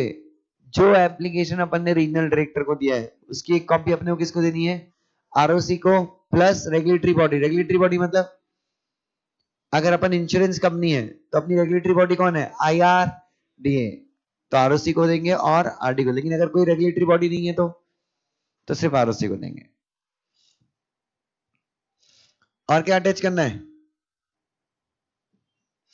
there shall be attached to application a duly authenticated copy of the advertisement and notices issued above, and a copy of each of the objections received by the company and details of responses along with the counter response from the company received either in electronic mode or physical mode in response to the advertisement and notice। कुछ नहीं बच्चों, एक minute, advertisement की copy, objections की copy जब creditors ने objection दिया तो आपने क्या काउंटर रेस्पॉन्स दिया? काउंटर रेस्पॉन्स मतलब आपने भी उनको बोला होगा ना, सामने वाले ने ऑब्जेक्शन लिया होगा कि don't shift the register office, I will be affected, तो आपने रिस्पॉन्स दिया होगा, काउंटर किया होगा, your interest will not be affected. तो जो भी कम्युनिकेशन एक्सचेंज हुआ है तुम्हारा किसके साथ, वो सब आपको फिजिकल फॉर्म में या इलेक्ट्रॉनिक फॉर्म में क्या करना है, अटैच करके वो भी भेजना है। किसको?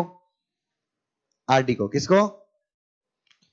अच्छा, अब अगर मान लो किसी ने ऑब्जेक्शन लिया ही नहीं तो अपन आरडी से रिक्वेस्ट करते हैं क्या कि सुनवाई की जरूरत है। Where no objections has been received from any person in response to the advertisement or notice, the application may be put up for orders without hearing, and the order either approving or rejecting, जो भी order है कितने के अंदर आना चाहिए, shall be passed within 15 days of the receipt of the application। मतलब अगर मान लीजिए क्या नहीं है, अगर कोई भी ऑब्जेक्शन नहीं लेता, अपन लोगों ने 60 डेज पढ़ा था, लेकिन 60 डेज का पढ़ा था अपन ने जब ऑब्जेक्शन लिया हो। अगर कोई भी ऑब्जेक्शन नहीं लिया था अगर कोई भी ऑब्जेक्शन नहीं लिया था तो 15 डेज के अंदर शिफ्ट क्या होना चाहिए, अप्रूव होना चाहिए। If no objection has been received from any person, अपन क्या कर सकते हैं,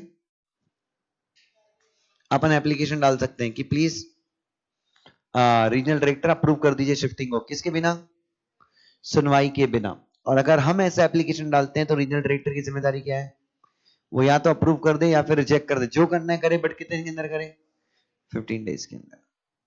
लेकिन दिक्कत कहां पे हो जाएगी, ऑब्जेक्शन लिए। If objection are taken then central government मतलब कौन, RD. The central government shall hold inquiries and pass the order कितने के अंदर, within 60 days, if the order of central government, if on the order of central government the company is able to submit what beta, affidavit regarding what। तो अगर consensus आ गई है तो consensus का एक एफिडेविट दे दो। एफिडेविट मतलब सेंट्रल आरडी को एक नोटिस दे दो कि हम लोगों ने कंसेंसस कर लिया है।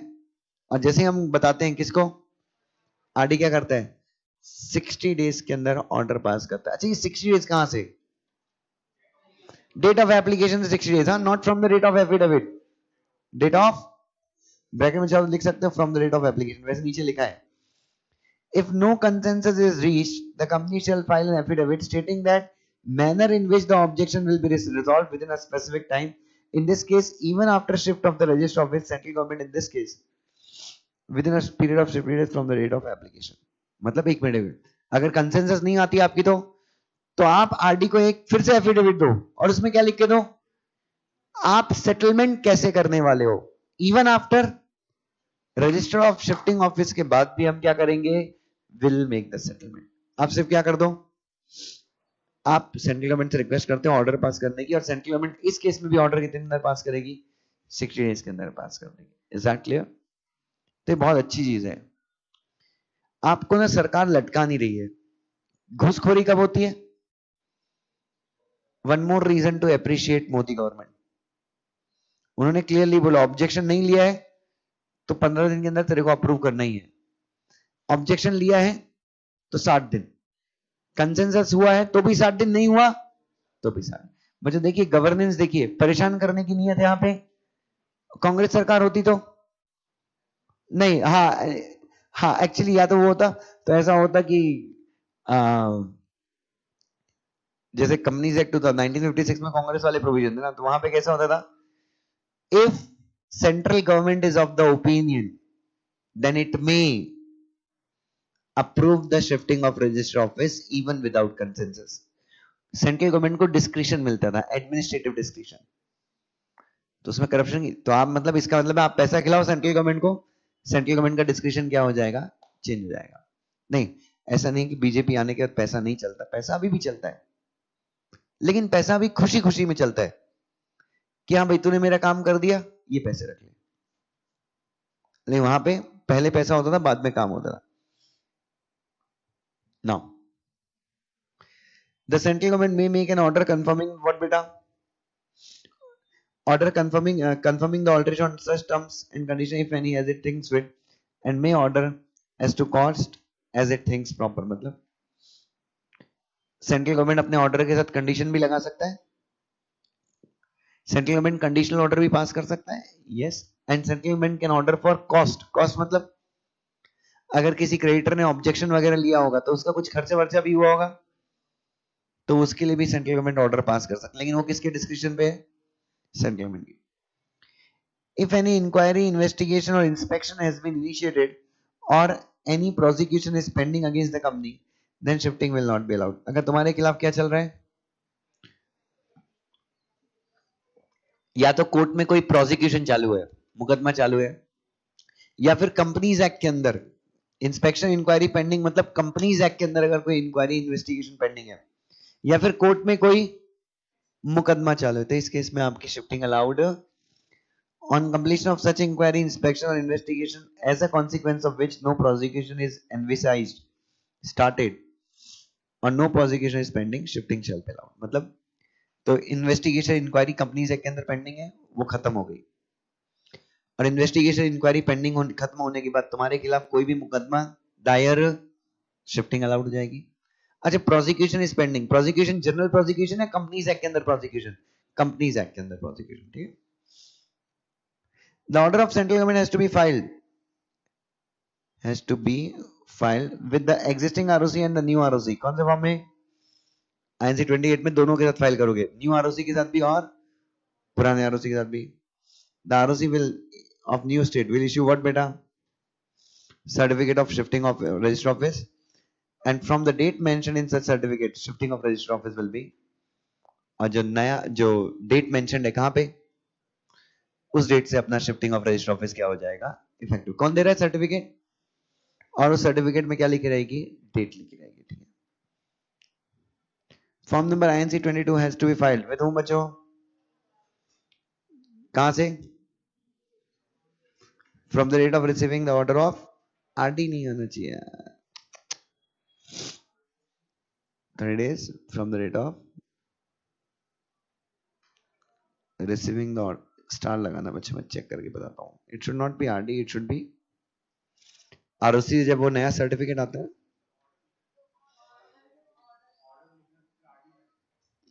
I'll just check, हो सकता है मैंने कुछ गलत लिखा हो, बट I'll just check, क्योंकि लॉजिक क्या बोलता है यहाँ पे, नहीं यहाँ पे लॉजिक ये बोलता है कि once you receive the certificate of incorporation, क्योंकि अपन ने आरडी के साथ फाइल कर दिया है, आरडी का ऑर्डर आरओसी को दे दिया है, बट आरओसी ने अपने को क्या नहीं दिया, आरओसी ने अपने को सर्टिफिकेट ऑफ इनकॉर्पोरेशन, सर्टिफिकेट, नया सर्टिफिकेट दी रजिस्टर ऑफिस चेंज कर, तो फिर अपन कहां से फाइल करेंगे, मतलब 30 दिन कहां से आना चाहिए, but still no no no worries बच्चों, यहाँ पे लिखा है मतलब कुछ ना कुछ लॉजिक होगा, but still I will check एक बार, यहाँ पे स्टार लगा लीजिएगा, मैं कल ही बता दूंगा आते ही साथ। अच्छा, steps after obtaining new certificate from ROC, new certificate of incorporation नहीं है बाबा, इनकॉर्पोरेशन नाम चेंज में आता है, न्यू सर्टिफिकेट मतलब, हाँ क्या क्या करोगे, एमओए में चेंज कर लो। अच्छा, एमओए में अपन ने चेंज तो किया था, बट अपन ने लिखा था सब्जेक्ट टू द अप्रूवल, हाँ अब तो अप्रूव हो गया ना, banner, sign board, bill, invoice, letter head, सब जगह पे क्या कर दो, चेंज कर दो, लेटर हेड, बुक्स वगैरह। उसके बाद pen, pen, ST2, ST2, ST2 क्या होता है, पहले जीएसटी आने के पहले सेल टैक्स चलता था ना, हाँ तो ये जीएसटी के फॉर्म्स वगैरह में आप सब क्या कर दो बच्चों, सब चेंजेस कर दो फ्रॉम द गवर्नमेंट बैंक, सबको इन्फॉर्म कर दो कि आपका रजिस्टर ऑफिस क्या हो गया है, चेंज हो गया है। रेजोल्यूशन देख लो,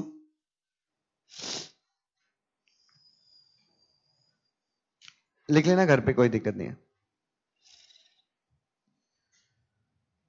उसके बाद क्या लिखा है देखो, एक्सप्लेनेटरी स्टेटमेंट एक बार देख लो क्या होता है। एक्सप्लेनेटरी स्टेटमेंट में आप क्या बताते हो, रीजंस बताते हो। When the company was incorporated, its register office was situated in the state of Maharashtra and its factory was also situated in the state of, जब कंपनी इनकॉर्पोरेट हुई थी तो रजिस्टर्ड ऑफिस और स्टेट, रजिस्टर्ड ऑफिस और factory दोनों ही कहां पे थी, the factory of the company has been recently shifted to Gujarat in the recent times and the board firmly believe that operational convenience and for saving unnecessary cost it will be good if register office is shifted to Gujarat। Board को क्या लगता है, operational convenience के लिए काफी अच्छा रहेगा कि अगर रजिस्टर ऑफिस को कहाँ शिफ्ट कर दिया जाए, क्योंकि फैक्ट्री को भी कहाँ शिफ्ट कर दिया है। और बच्चों ये बात सच है, जब मोदी गुजरात का सीएम था, महाराष्ट्र की 1000 से ज्यादा कंपनीज ने कहाँ पे शिफ्ट किया था?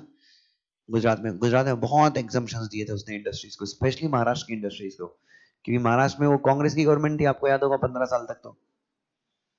तो मोदी ने ऐसे खटाखट टारगेट किया था महाराष्ट्र की कंपनीज को, सब स्टैंप ड्यूटी फ्री, जमीन फ्री, रजिस्ट्रेशन कॉस्ट फ्री, सब सब सब सब फ्री कर दिया था। और इस चक्कर में आप देखते हैं जब मोदी गुजरात का सीएम था तो क्या साला गुजरात न्यूज में रहता था हमेशा, आए दिन गुजरात की कुछ ना कुछ न्यूज। और उस समय मोदी बहुत, एक्चुअली क्या होता है ना, गुजरात बहुत छोटा स्टेट, मतलब अच्छा स्टेट है। अभी क्या है, वो कंट्री पे भी काम कर रहा है, लेकिन यार कंट्री में ना, अपनी कंट्री ऐसी है ना कि टाइम लगता है यार रिजल्ट दिखाने में। It takes time. 125 करोड़ का क्या है population, so it takes time to show the results. State क्या, अपना महाराष्ट्र स्टेट देखो, महाराष्ट्र स्टेट में तो गवर्नमेंट ऐसी खच्चड़ गवर्नमेंट है, बट स्टिल महाराष्ट्र स्टेट इतना आगे है। क्यों? क्योंकि यहाँ के लोग मेहनत करते हैं। बाकी तुमको क्या लगता है बाकी इंडिया के स्टेट का क्या हाल है? महाराष्ट्र, गुजरात और 3-4 स्टेट और छोड़ दो, बाकी स्टेट में तुम जाके देखोगे तुम रह नहीं पाओगे बच्चों, ऐसे अक्खड़ लोग हैं। लोग तो ठीक है बच्चे, बट उनकी जो ब्यूरोक्रेसी है, पॉलिटिशियंस है वो। एनीवे, हमारे कभी छत्तीसगढ़ आना बच्चों घूमने के लिए, कभी ऐसे मन लगे ना, तुम इतने खुश होगे ना आके। तुम देखोगे वहां पे इतनी लीजर लाइफ है ना, किसी को पड़ी ही नहीं है बच्चों, कोई किसी को कुछ नहीं पड़ी भाई। मार्केट आराम से 11:30 बजे खुलता है। अपन पुणे में देखते हैं 7 बजे का, चलो भागो। अगर मैं छत्तीसगढ़ में राजनांदगांव में सुबह 7 बजे क्लास लूंगा ना, मैं भी नहीं आऊंगा। स्टूडेंट और टीचर दोनों मिला के 9 बजे क्लास खोलेंगे बच्चों। एक साइड से शटर टीचर उठाएगा, एक साइड से शटर स्टूडेंट उठाएगा। ठीक है, अपना महाराष्ट्र में तो पुणे स्पेशली 7 बजे कितनी दुकानें खुल जाती हैं, किराने की दुकानें, सब दुकानें बच्चों। वहां 11 बजे के पहले मार्केट खुलता नहीं। हाँ, एक दो मारवाड़ी और सिंधीज होते हैं जो अपनी किराने की दुकान सुबह 8 बजे खोल लेते हैं, बट वो भी रेयरेस्ट। 8-9 बजे तक तो घर पे बच्चों, आप 9 बजे अगर हमारे घर पे निकल जाओगे छत्तीसगढ़ में, तो हर जगह भगवान के जो मंत्र वगैरह होते हैं उनकी आवाज आती रहती है बच्चों। बस हर घर पे भगवान की म्यूजिक चलती है 9 बजे तक। और मस्त बच्चों, हर जगह हर घर से तुमको धुआं आते दिखेगा बाहर। कई लोग पूजा करते हैं, कहीं यहाँ पे चूल्हा जलता है। और मस्त, मतलब एक तरह से तुम देखोगे ना बच्चों, तुम 10-15 दिन के लिए वहां जाओगे ना, एकदम चिलैक्स होके आ जाओगे। तुम दोपहर को 11 बजे भी रोड के ऑपोजिट साइड से अगर 80 की स्पीड में भी गाड़ी चला दो, ऑपोजिट साइड से, तो भी किसी को कोई दिक्कत नहीं है, तुम आराम से आ सकते हो। ट्रैफिक व्रैफिक तो कभी जाम होते ही नहीं बच्चों। पार्किंग कहीं पे भी बच्चों, अगर आपको बीच रोड पे लगता है कि नहीं यार मेरे को बीच रोड, तो आप बीच रोड में ही पार्किंग करके चले जाओ। और इतने एडजस्टिंग लोग हैं ना, आपके पीछे भी गाड़ियां खड़ी होंगी ना तो हॉर्न नहीं बजाएंगे। उनको पता है आज वो है, कल आज आप हो, कल वो भी होंगे। तो बड़ा अच्छा जगह है। 15 दिन के लिए मैं चाहता हूँ वहां पे। तुम्हें क्या रूटीन है बच्चों वहां पे, लाइफ का, मतलब कोई टेंशन नहीं। और जिसको 10,000 रुपए महीने का मिल रहा है ना, he is very very, he is also very happy. वो मतलब वो लोग हम लोग को देखते हैं तो उन लोग को लगता है कि हम लोग मर रहे हैं लाइफ में। वो बोलते क्या करने का इतना पैसे का। It's not, everything is not about money, you have goals. आपके क्या होते हैं बच्चों, बट एकदम लीजर स्टेट है बच्चों, एकदम। गवर्नमेंट ऑफिसर भी 9 बजे का टाइमिंग होता है, 12 बजे तक आते हैं। पब्लिक भी वैसी चाहिए बच्चों, सब एकदम चिलैक्स चलता है बच्चों। सुबह सुबह आप घर से, अच्छा वहां पे छोटे शहरों में होटल ज्यादा होते हैं। हर 10 घर के बाद एक आपको खाने की दुकान मिलती है, समोसे, कचौड़ी, जलेबियां। तो सुबह सुबह, and poha, the most important thing. तो सुबह सुबह आप निकलोगे तो आपको पोहा, हर 10 घर के बाद क्या दिखेगी, एक पोहे की दुकान। वहां पे 10-12 बाइक्स खड़ी होंगी, वहां लड़के लोग बढ़िया खा रहे होंगे।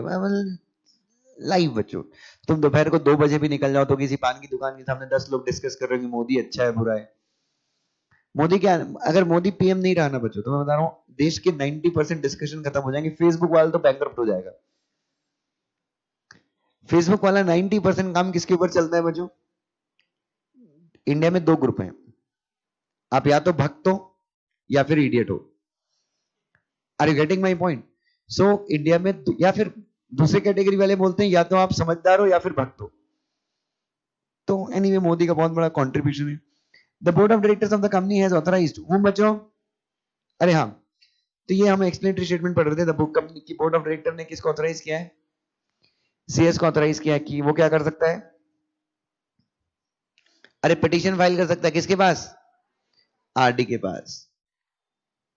But for this your approval by way of special resolution will be required. The board of directors of the company recommends this resolution for your approval. क्यों? क्योंकि बोर्ड ऑफ डायरेक्टर को लगता है ये रेजोल्यूशन कंपनी के हित में है, इंटरेस्ट में है। केस लॉ देख लो, मेटल बॉक्स इंडिया लिमिटेड, कुछ नहीं बच्चों, सेम चीज है, कुछ नहीं, वही मिनर्वा मिल्स वाला।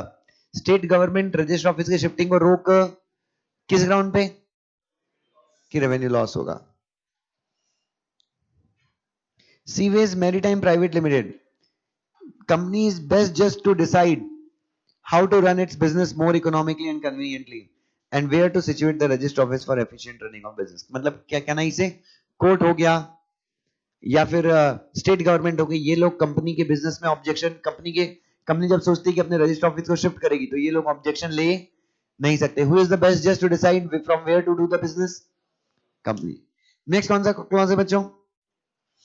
अच्छा एक मिनट, यहां तक जो भी अपन ने पढ़ा है सबको क्लियर है? बिना देखे भी लिख सकते हो, लॉजिकली सब चीजें क्लियर है? चलिए अब मेरा जो अगला डिस्कशन होगा आपके साथ, next discussion that I will be doing, alteration of which clause? Next is alteration of objects clause. Now objects क्या होते हैं बच्चों? कितने टाइप के ऑब्जेक्ट होते हैं कंपनी में? ऑब्जेक्ट्स, प्रज्वल क्या होता है ऑब्जेक्ट्स?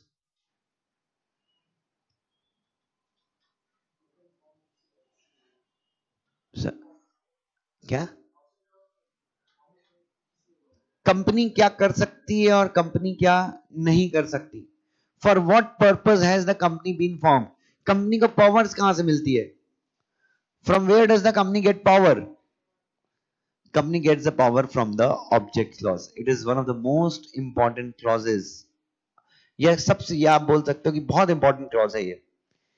तो बच्चों आपको पता है ऑब्जेक्ट क्लॉज कितने टाइप का होता है? सब भूल गए हैं तुम लोग, पढ़ते पढ़ते हो नहीं, सब भूल जाओगे। ऑब्जेक्ट क्लॉज दो टाइप का होता है। पहला कौन सा होता है? आईकन एकेडमी का मेन ऑब्जेक्ट है to take classes for CS and earn profits. ये कौन सा है? और दूसरा the objects that are to be achieved in furtherance of main objects।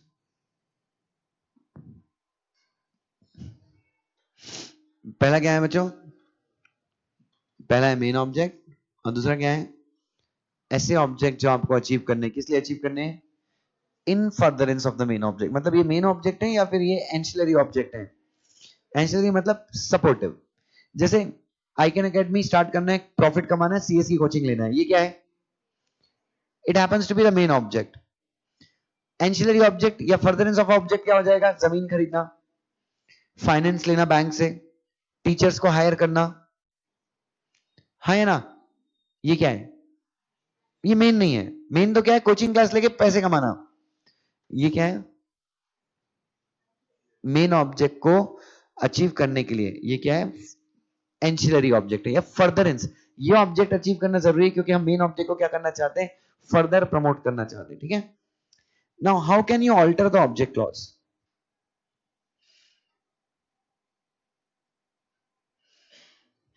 How can you alter the object clause? कुछ नहीं, देखो ध्यान से, एडिशन, डिलीशन और मॉडिफिकेशन। क्या लिखा है मैंने? एडिशन, डिलीशन या फिर मॉडिफिकेशन। कहां पे? कुछ नहीं, आप अपने मेन ऑब्जेक्ट क्लॉज में एक नया क्लॉज क्या कर दीजिए। सीएस की कोचिंग थी, आपने सीएस के साथ में सीए की कोचिंग ऐड कर दी, तो अब आपके दो ऑब्जेक्ट हो गए, सीएस और सीए, तो क्या कर दिया आपने, ऐड कर दिया। फिर आपने 6 महीने के बाद डिसाइड किया नहीं यार सीए में मजा नहीं आ रहा, तो आपने सीए को क्या कर दिया, डिलीट कर दिया। या फिर आपके में सीए और सीएस दोनों ही था, आपने क्या कर दिया, उसमें एक और चीज कर दी, सीएमए ऐड कर दिया। तो आप क्या कर सकते हो, ऐड कर दो, डिलीट कर दो या मॉडिफाई कर दो। क्या, कहां पे, कौन से क्लॉज में, मेन ऑब्जेक्ट में, मेन ऑब्जेक्ट में। या फिर सेम एक नया क्लॉज ऐड कर दो, पुराना क्लॉज डिलीट कर दो, या फिर एग्जिस्टिंग क्लॉज को क्या कर दो, नया ऐड करो, नया ना पुराना डिलीट करो, सिर्फ एग्जिस्टिंग जो लिखा हुआ है उसमें थोड़ा सा क्या कर दो, मॉडिफाई कर दो। कहां पे, मेन ऑब्जेक्ट में, या फिर